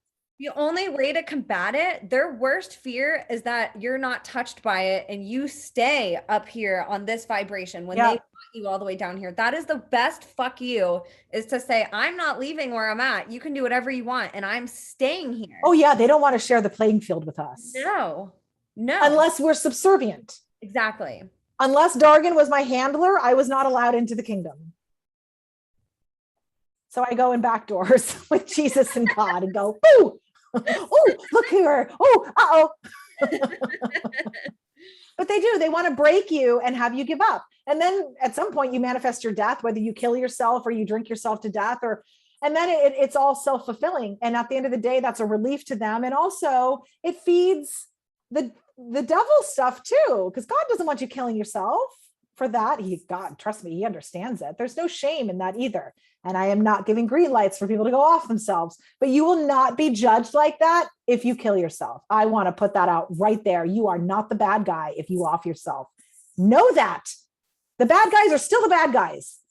God would like you to do the work here in the physical, because I tried to kill myself repeatedly. And the understanding I was given was, we need you to stay in this body to do certain things and complete certain things that will have such a massive effect. We can't let you complete your suicidal task. Otherwise, I would have been able to. There are plenty of people who are able to leave the planet every day committing suicide, and they're allowed to. And why are they allowed to? Because it draws attention to a problem. God will allow people to kill themselves, even if it's a sin or the ultimate sin or a crime. It's only an ultimate sin and crime is if Dargan killed himself. That is a coward's way out. That is a coward's way out. That is a sin. You held yourself accountable to nothing, and you will be tortured in the afterlife for that. Me killing myself? You think God's going to be like, you dumb bitch, I gave you the nicest life ever. It's like, no, you didn't. I was raped as a child and passed around to pedophiles. You think God's not going to have sympathy for me and be like, my sweet darling, not only is this horrific, but we need you to go back. Your body is still intact and alive, and I need you to go back. Other people who commit suicides, unless they send themselves to hell with their programming, trust me, they are embraced and loved by God. And again, I am not encouraging suicides, but I am not also condemning them to the flames of hell, because I understand. I've never wanted to die because I sing. I've never wanted to die because I'm a singer. I've never wanted to die because I'm a wife. I've never wanted to die because I'm a model, a mother, a friend. I wanted to die because I'm a survivor.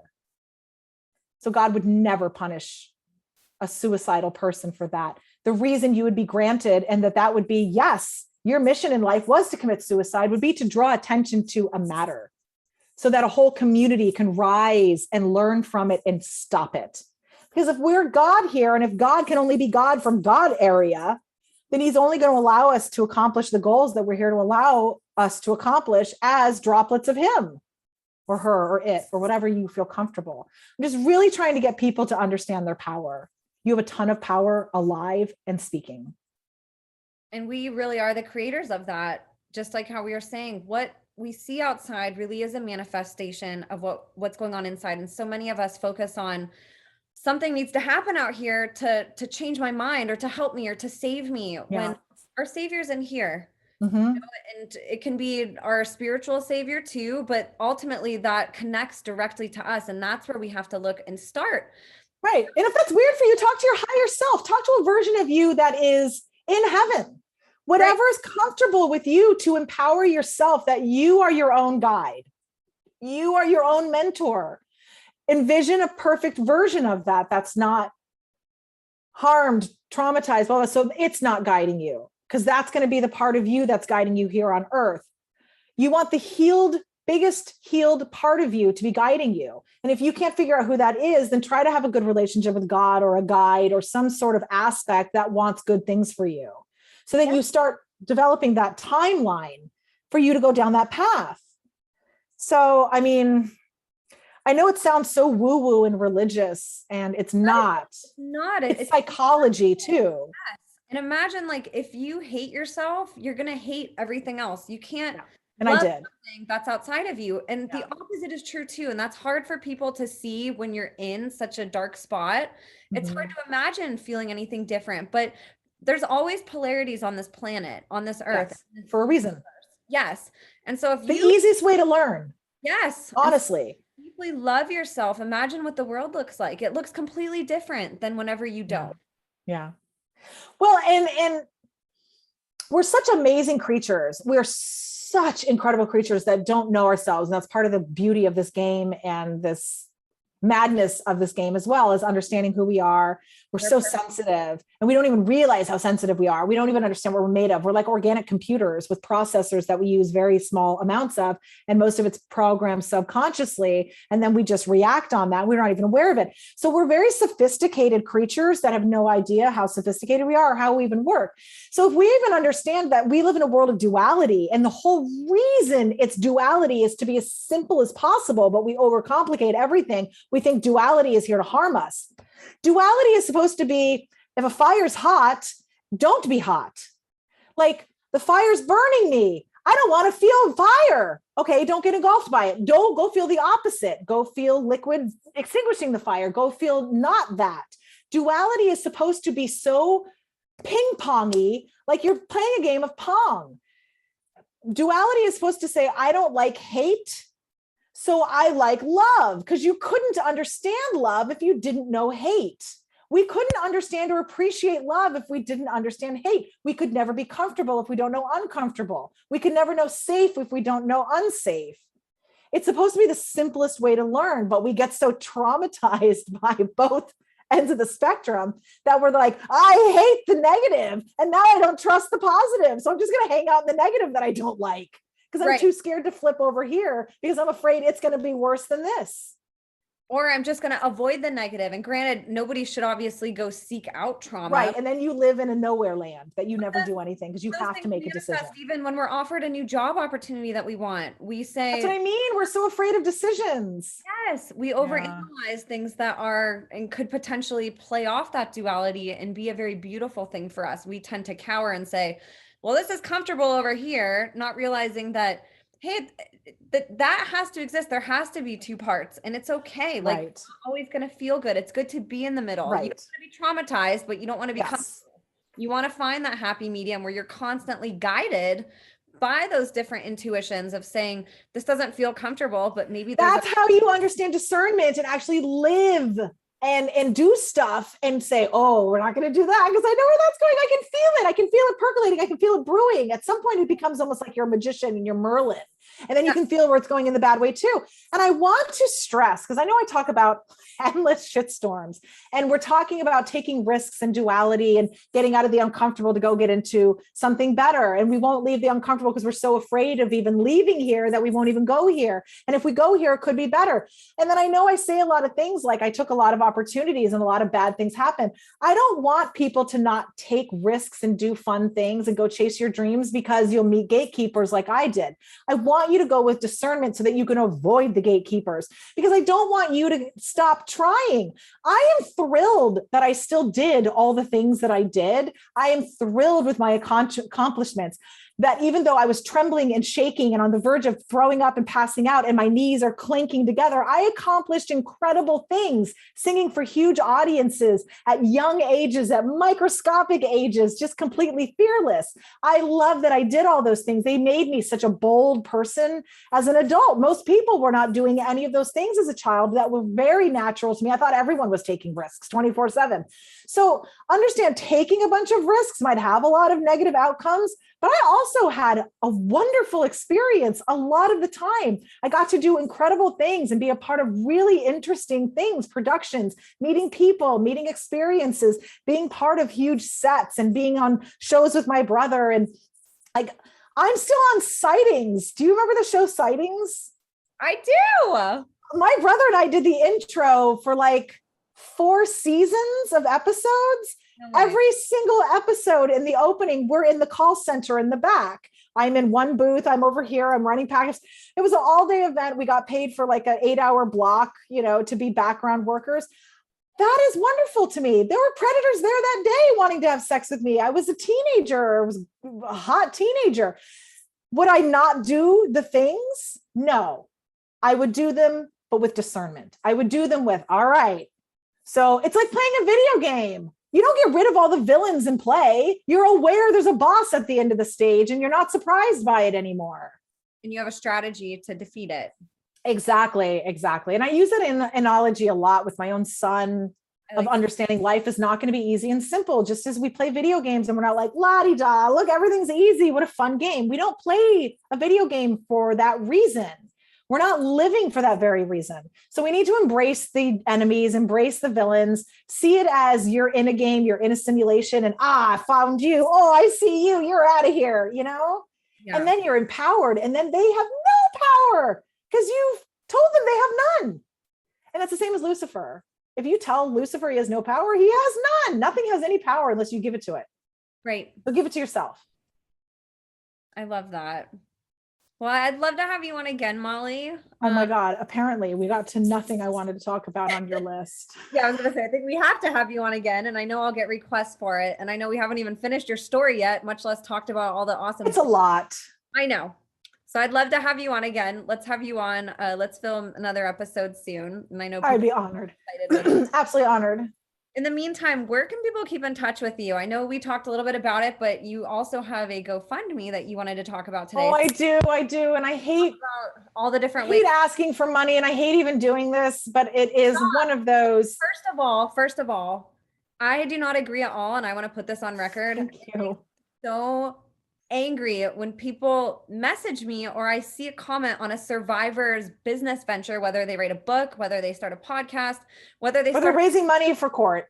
Yes. And people say, why are you trying to profit off your story? Okay. First of all, how valuable is Molly's story? What if you guys have all stuck for hours listening to her? Does she not deserve compensation for her time? Right. Do you not want to see her working full time with these messages?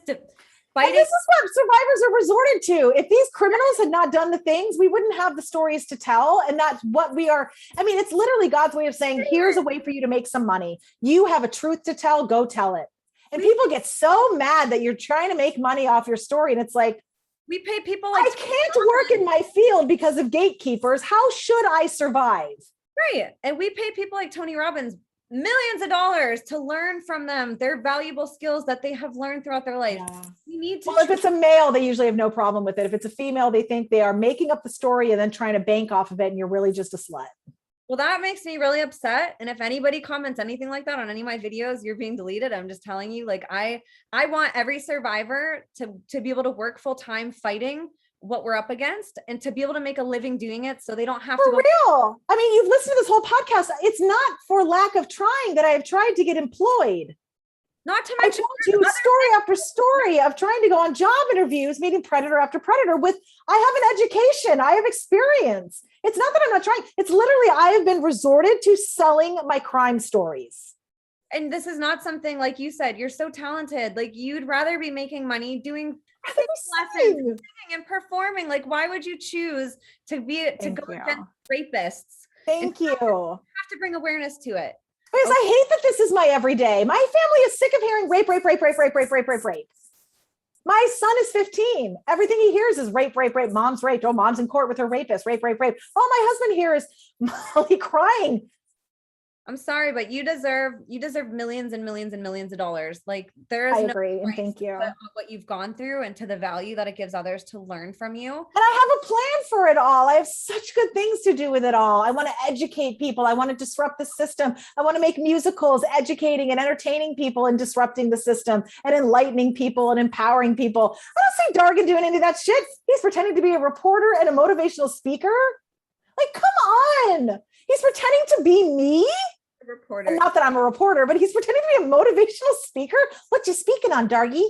I know. Where can I catch your TED Talk?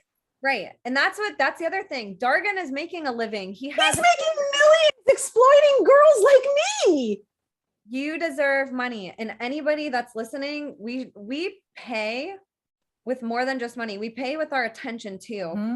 Best thing that we can do is put our money where our mouth is. And if you support fighting crimes against children, if you support survivors, then you should support wanting them to make a living and amazing off what they went through.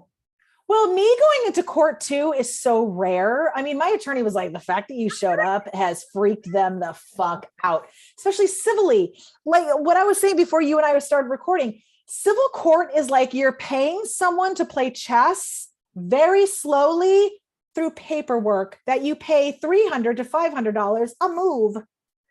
So only the elite get to play. So for me to play, I have to raise money. And then on top of it, the example that I can make out of this motherfucker, I could probably change a bunch of laws that would benefit most of society. And then on top of it, if survivors, I mean, there's millions of survivors. If each one of them gave me $1, I could nail this guy by next Wednesday. So instead, I have to be creative and pray to God and make little posts and run Instagram things of this motherfucker's a rapist. Does anyone care? Because I do. 100%. Like, and I have had a lot of beautiful supporters too. I mean, one of my supporters literally sent so much money that we were able to take right off. And God bless her. She's a survivor as well. So I get a lot of survivors. And the problem with survivors is a lot of them are not thriving. Right. And we need to change that. All of you should have, and compensation financially does not take away from what you went through, but everybody, it's restricting me from getting anywhere too. Right. But you deserve to have resources so you can help prevent this from happening. That doesn't happen from being poor and unemployed and stressed and having to rely on drinking every Friday night because you're so stressed about if you can even pay your bills or if you can even drink. Or even therapy. Therapy is more expensive than drinking, and I didn't even drink. I wanted therapy. Therapy is like $100 a fucking session. Yes, therapy, even like trauma abuse in your body, to get a massage, to go get actual physical therapy, to go to a doctor. Yes, I have to see a masseuse who I get such bad lockjaw from when I sleep. I'm grinding my teeth and having nightmares and usually re-experiencing my trauma to the point I wake up with my jaw locked and in pain, and it triggers migraines. So I'll have to go get really deep cupping, which it looks like I've been beaten the fuck up. So, I mean, there's so much going on with just maintaining my sanity, let alone thriving. There's no compensation of you went to try to get a job and you were raped instead, and now you can't work. And instead I'm shamed because I can't work. And now on top of I need to be working, I'm traumatized and have to pay for therapy and meds. And there's zero accountability or anything for the person who put all that on me. Exactly. We should be having that conversation with Dargan and saying, why are you profiting off what you did? Not you. Oh, I'd invite him to come onto this podcast. Oh, bring it. Come on, Dargan. Yeah. Come on. Dargan, would you like to have a three-way with us? Come on. You can even have your own episode. Prove us wrong. Yeah. Oh God, I'm waiting for him to prove me wrong in court because him initiating court, he has to prove I'm lying, which go for it. Not going to go well. Go for it. Either way, everyone's going to have to hear all the details. And I'm having an animation recreated so that I can get through me telling my story without it taking 2 hours and 400 tangents of emotional triggers and crying and sobbing. I'm having an animation made of the 10 minutes this man took to destroy my life. Good for you. So I can get through it so people can see. I mean, I can't tell you, and I think I said this on last time too, I wish the technology existed that they could project my recall on a screen because it would horrify an audience and people would see the truth. I mean, I wish they could do that. So this is the best I can do is I have to go into deep meditative recall, almost like hypnosis of a trance, and literally just say, okay, it's the year 2000 and remember as much as you can from this moment of a man being a blip for a week of your life 20 years ago. That has never stopped being a boop, boop, boop, boop, boop, blip effect. I've never been able to be gainfully employed since then. I had to start my own company, which has my own costs. Starting a production company, I needed thousands of dollars to even do that. Luckily, when my husband, he had all the gear. So there was this, oh my God, he's going to teach me production. He's going to teach me cameras. He's going to teach me cinematography. And then we did it all together and started a company together and produced together. And it was a beautiful, beautiful thing. So yeah, I mean, God's taught me everything I need to know to be successful now. Well, we want you to keep being successful. Where can people support you? And I encourage thank you. Please give your money to Molly. Don't stop paying for these concerts and businesses of people that are trafficking people. Exactly. Let's expose it. Oh my God, I know. Look at the Pussycat dolls. They just came out saying that they were trafficked. Yep.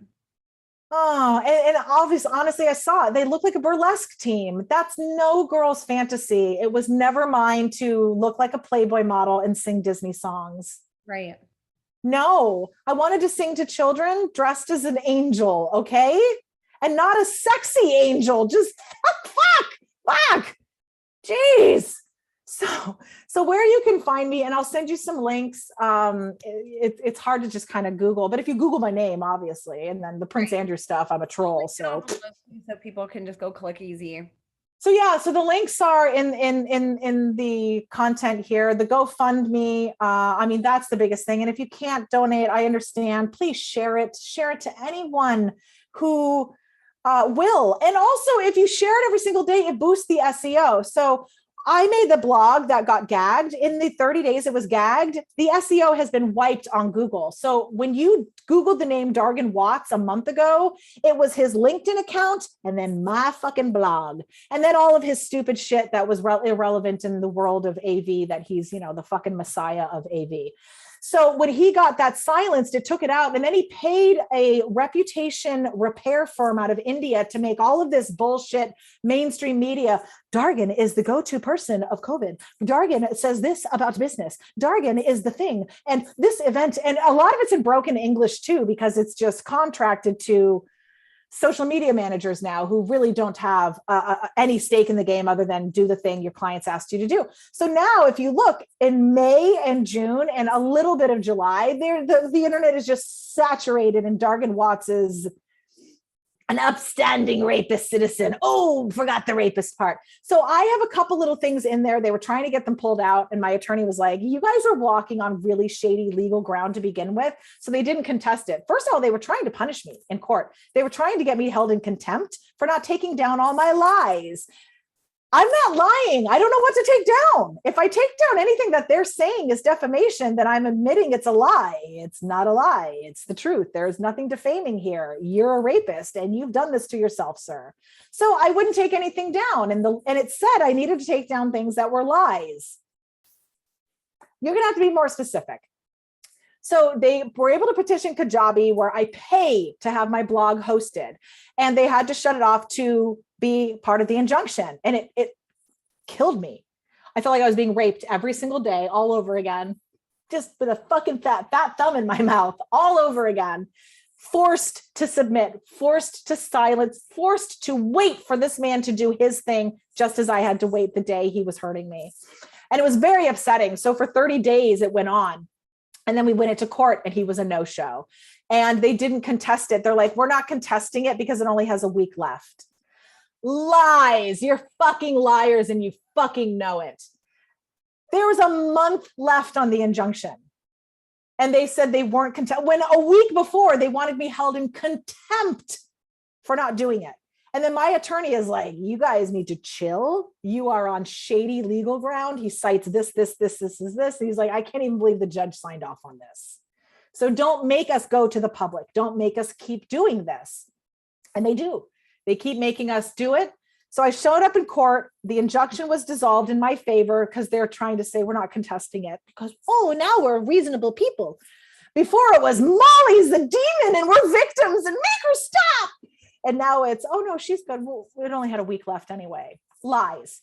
So now I have to rebuild all my SEO. Now when you search Dargan Watts, all you see is Dargan's a saint. And thankfully my GoFundMe shows up a few pages deep.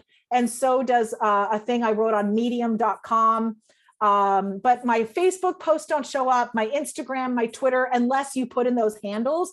Google silences them. My reviews, my legitimate reviews on Yelp and Google, you've seen, they hide them. They delete them. They send me notices saying, if you keep this shit up, we're going to delete your account. I don't understand it. I've sent them responses back saying, I have a court order that says I'm allowed to speak about this. And they just don't, they silence me. So it would be incredibly helpful if you find my blog, if you find my, my stuff and retweet it. And share it. You don't have to attack him because you don't want a harassment suit straight from him because you're not in my war. And he's a monster. You don't want him to make an example out of you, but you can share my truth. You can share my fundraiser. You can share my blog. You can say, support Molly.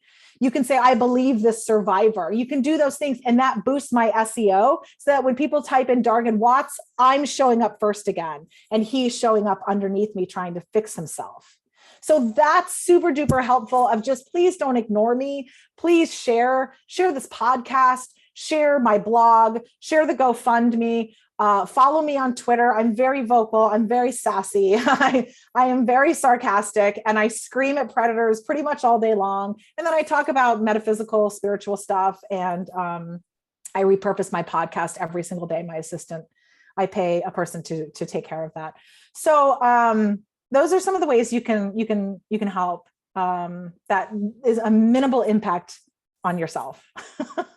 I'm just sharing me because I'm doing all of this for all of us, all of our children, me, you. If it hasn't happened to you, 1 in 6 women are sexually abused. And I think it's 1 in 2 women are sexually abused over the age of 18.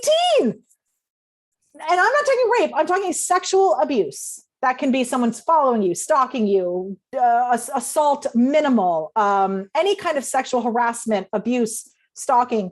1 in 2 women. So us sounding the alarm helps half of the fucking women population. So share, please. I'm begging you. I'm begging you too. Everybody, please share. Donate to Molly when you're thinking about what you're going to do with that last $5 or that $10 or that $1 million. Yeah, if you've got the extra funds and you want to put it towards something good, know that it is going towards really good stuff. It's amplifying, and it doesn't take millions to get this guy. I mean, I'm $4,000 in and we're nailing him. I'm so proud of you, and I appreciate you so much coming on, Molly. I'm going to have everything honey. Below. You guys support her, follow her. I'm going to link all of her social media. She does a great job on social media. If you're not following her, do it. So much information. I'm going to link her podcast, Let's Be Frank. She does an incredible job on there. She's shared even more on her podcast than she has here. And she goes into all these other aspects of her life. And I interview other survivors and other mentors. It's not just survivors. A lot of them are spiritual woo-woo weirdos. And I love that. And I definitely want to talk more about all of these other things that you do next time too, because I think the podcast is so powerful. I want to get into the inspiration behind it and all of that. And she's a voice coach. If you guys know people that want to learn, if you want to learn how to sing, she has that option right on her website that I'm going to link below. You guys can sign up directly with Molly to go learn. And you can it's so fun. I love singing. Throw your money at somebody who's going to do something great with it. And you're also supporting somebody who has an incredible voice, incredible experience, incredible knowledge, and who's just an incredible person. So I can't recommend you guys support Molly and other survivors enough. Molly, thank you so much for being here, and we'll have you on again for next week. And and everybody else listening, subscribe, comment, share. It helps boost our rating. So Molly's story and other stories come up on YouTube, come up on Spotify, and it helps boost our ratings also if you guys are contributing to this podcast and helping share and get the word out. So yes, thank you guys so much. Molly, I love you. Thank you for everything, girl. Thank you. Thank you guys, everybody, for tuning in. We'll see you guys next week. Thanks, guys. Thank you for listening. Bye, everybody.